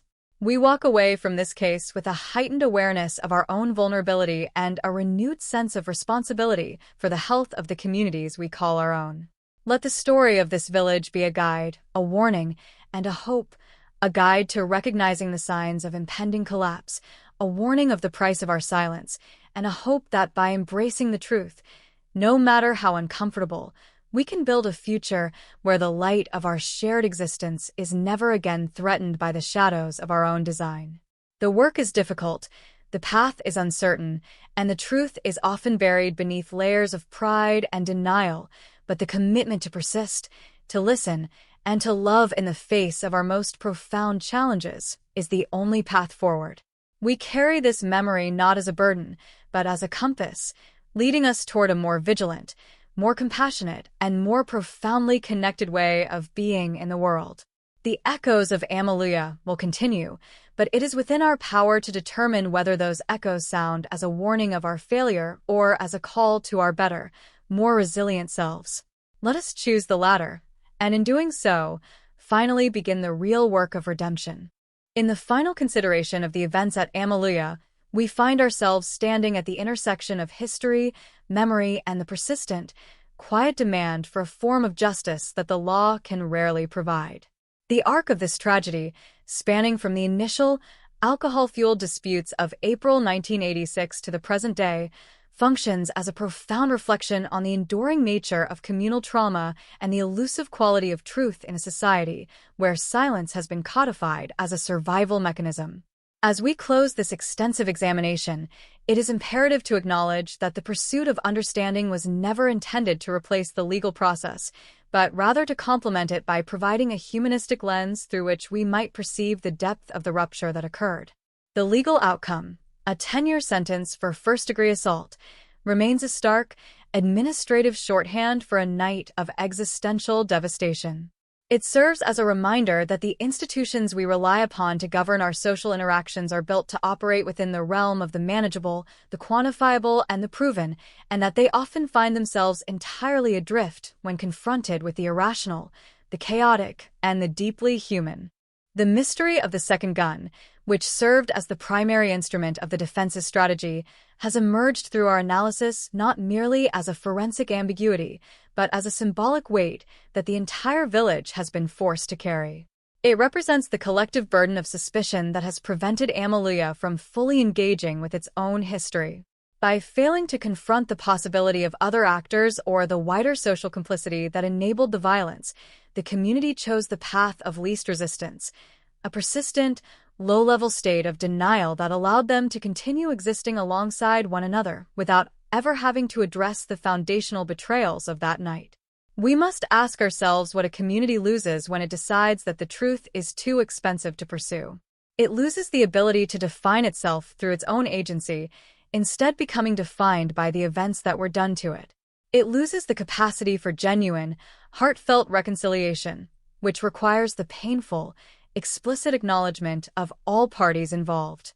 And perhaps most tragically, it loses the ability to effectively mentor the next generation, as the adults are forced to maintain a facade of normalcy that is constantly threatened by the hidden, unexploded ordnance of their own unresolved past.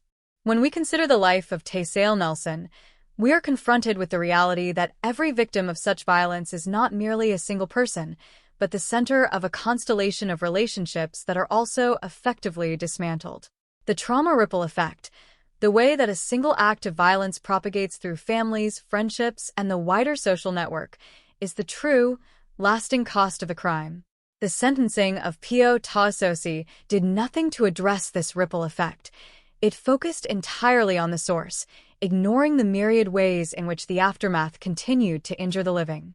The surviving victims, Tuafanua Tatuna and Ropati Hicks, remain the most visible, yet perhaps the most overlooked, elements of this story. Their survival is not a neat, happy ending.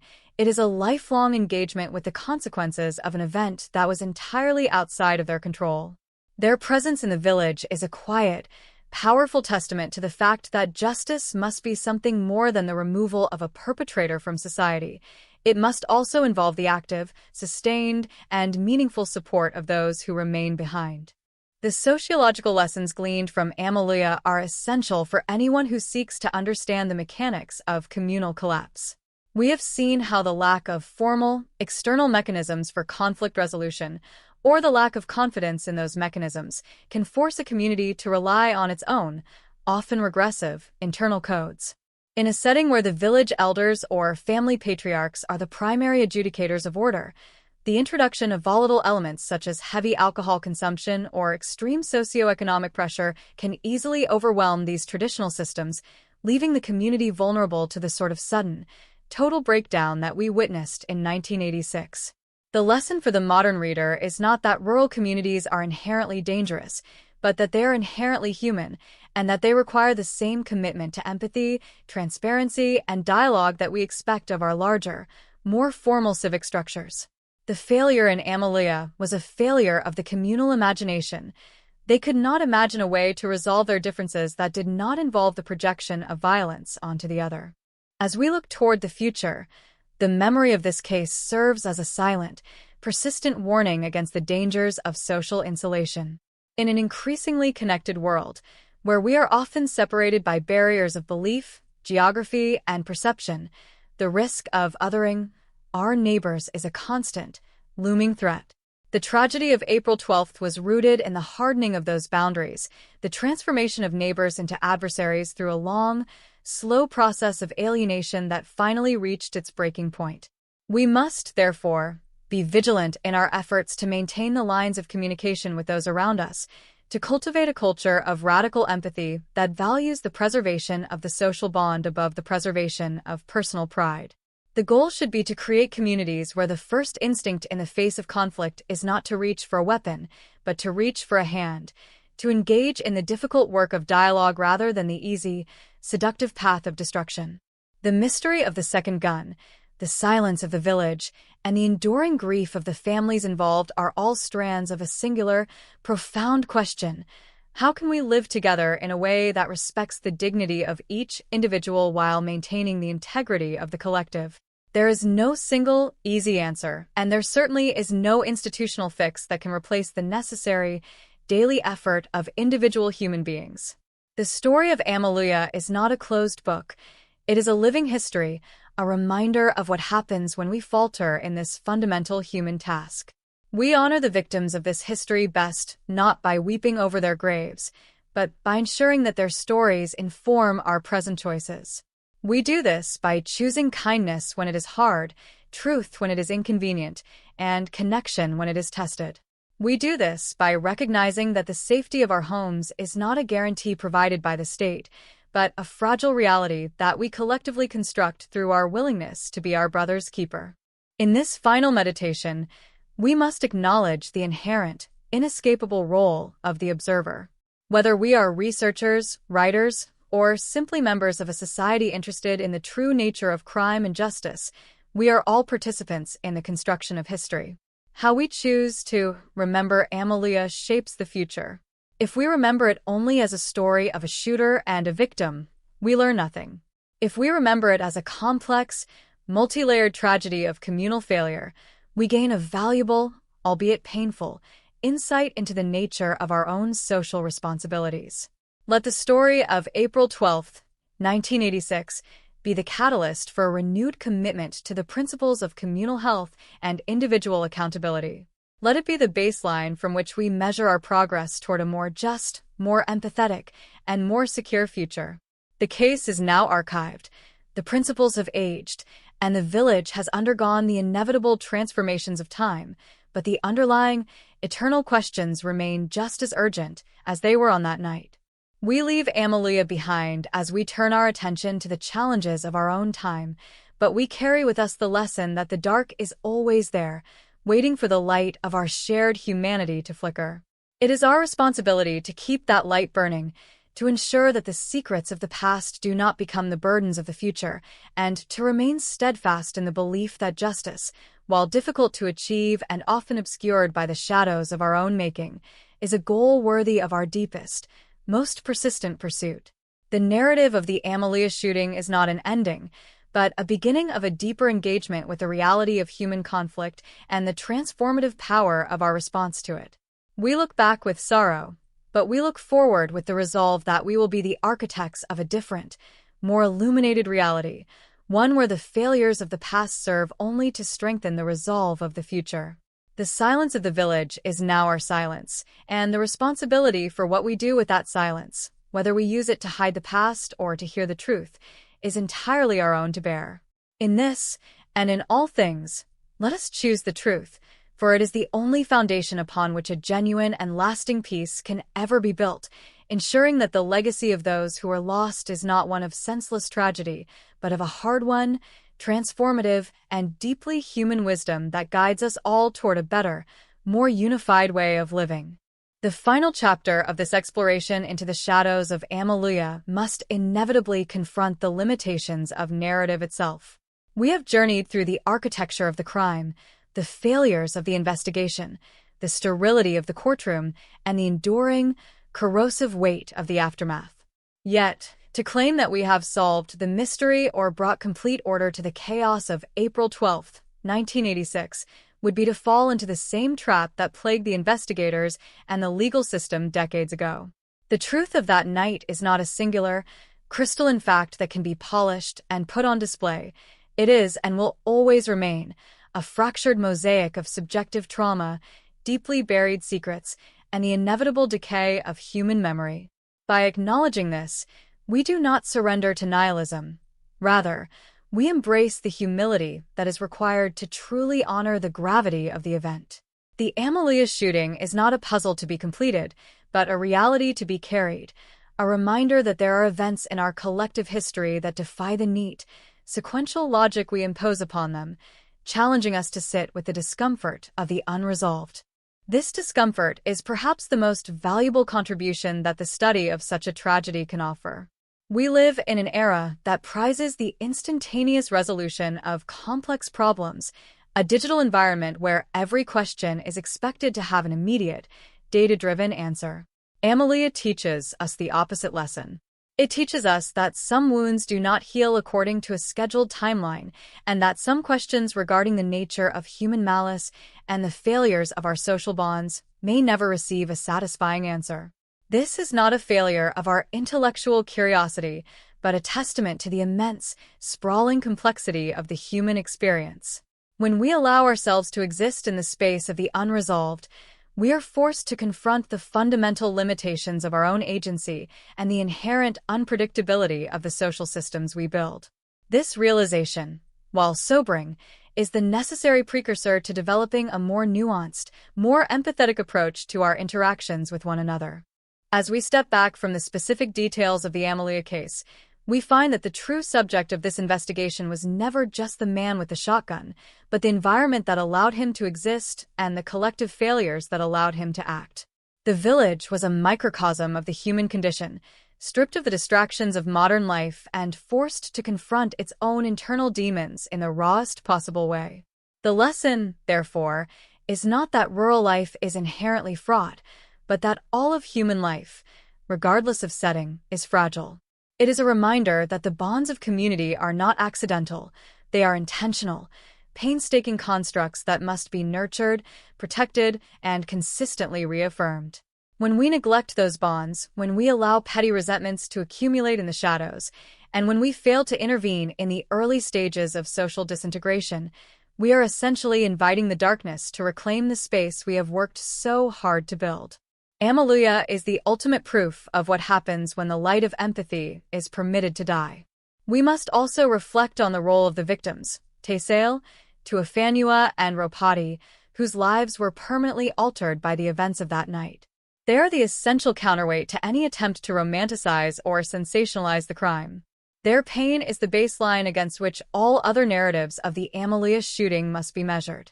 Any analysis that ignores the reality of their suffering, or that uses the second gun theory as a way to avoid looking at the brutality of the act itself, is an act of intellectual and moral cowardice.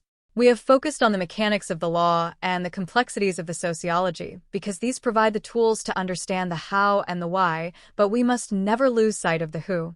The individuals who were struck down that night were the children, the brothers, and the neighbors of the community, and their absence is a permanent, silent argument against the path of violence. To learn from this case is to commit ourselves to a future where the well-being of the individual is prioritized over the rigid structures of social hierarchy or the toxic demands of communal pride. Looking forward, the question that remains for all of us is how we translate the lessons of Alleluia into our own lived experiences. It is easy to look at the historical distance and feel a sense of detachment, to view the village of 1986 as a place apart from our own modern, sophisticated lives. But the conditions that created Alleluia, the pressure of social isolation, the breakdown of trust, the influence of substance-induced volatility, and the failure of communal mediation, are not unique to any specific time or place. They are perennial challenges that we face in our workplaces, our neighborhoods, and even our digital communities every single day.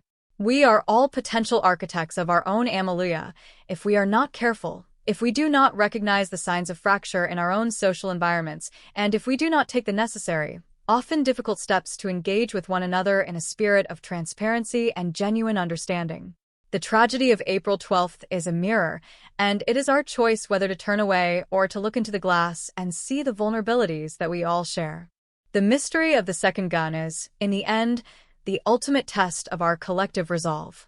It forces us to ask whether we are comfortable with a world where the truth is sacrificed for the sake of judicial expediency or communal peace. Are we willing to live in a state where we allow the shadows of doubt to justify our lack of moral accountability? If we are, then we are participating in the same system that failed the people of Alleluia. If, however, we refuse to accept the shadows, if we demand a standard of communal transparency that goes beyond the mere letter of the law, then we are honoring the memory of those who were lost.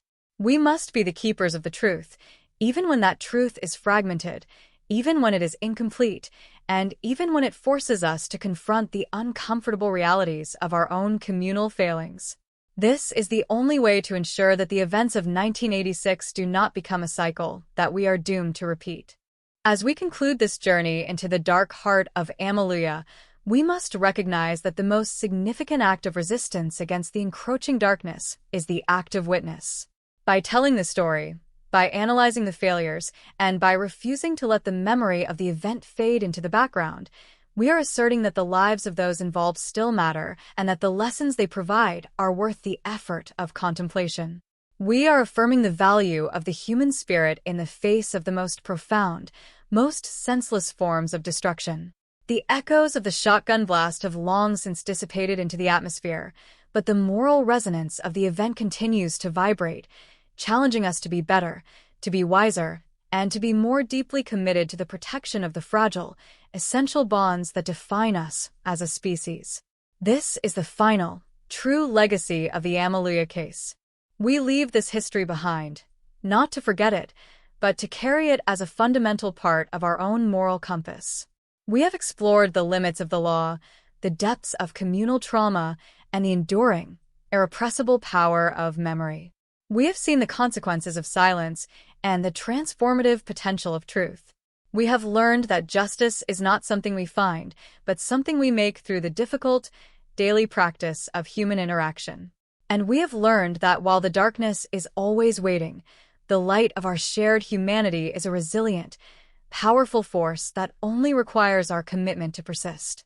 As we close this file, let us take the hard-won wisdom of the past and use it to illuminate the paths of our future, ensuring that the legacy of Amaluia is not one of wasted tragedy, but one of a persistent, quiet, and necessary hope for a world that can finally, truly, understand the value of a single human life. The work is not done, the journey is not over, but we are better equipped to face the challenges ahead because we have had the courage to look into the dark, and in doing so, we have finally learned how to see the light. This is our duty, our privilege, and our most profound obligation to those who walked the dirt paths of Amaluia before us, and to those who will walk them in the generations yet to come. Let us ensure that when they walk those paths, they do so with a sense of security, of empathy, and of belonging, far from the shadows of the fire, the fear of the blast, and the corrosive, unending mystery of the dark.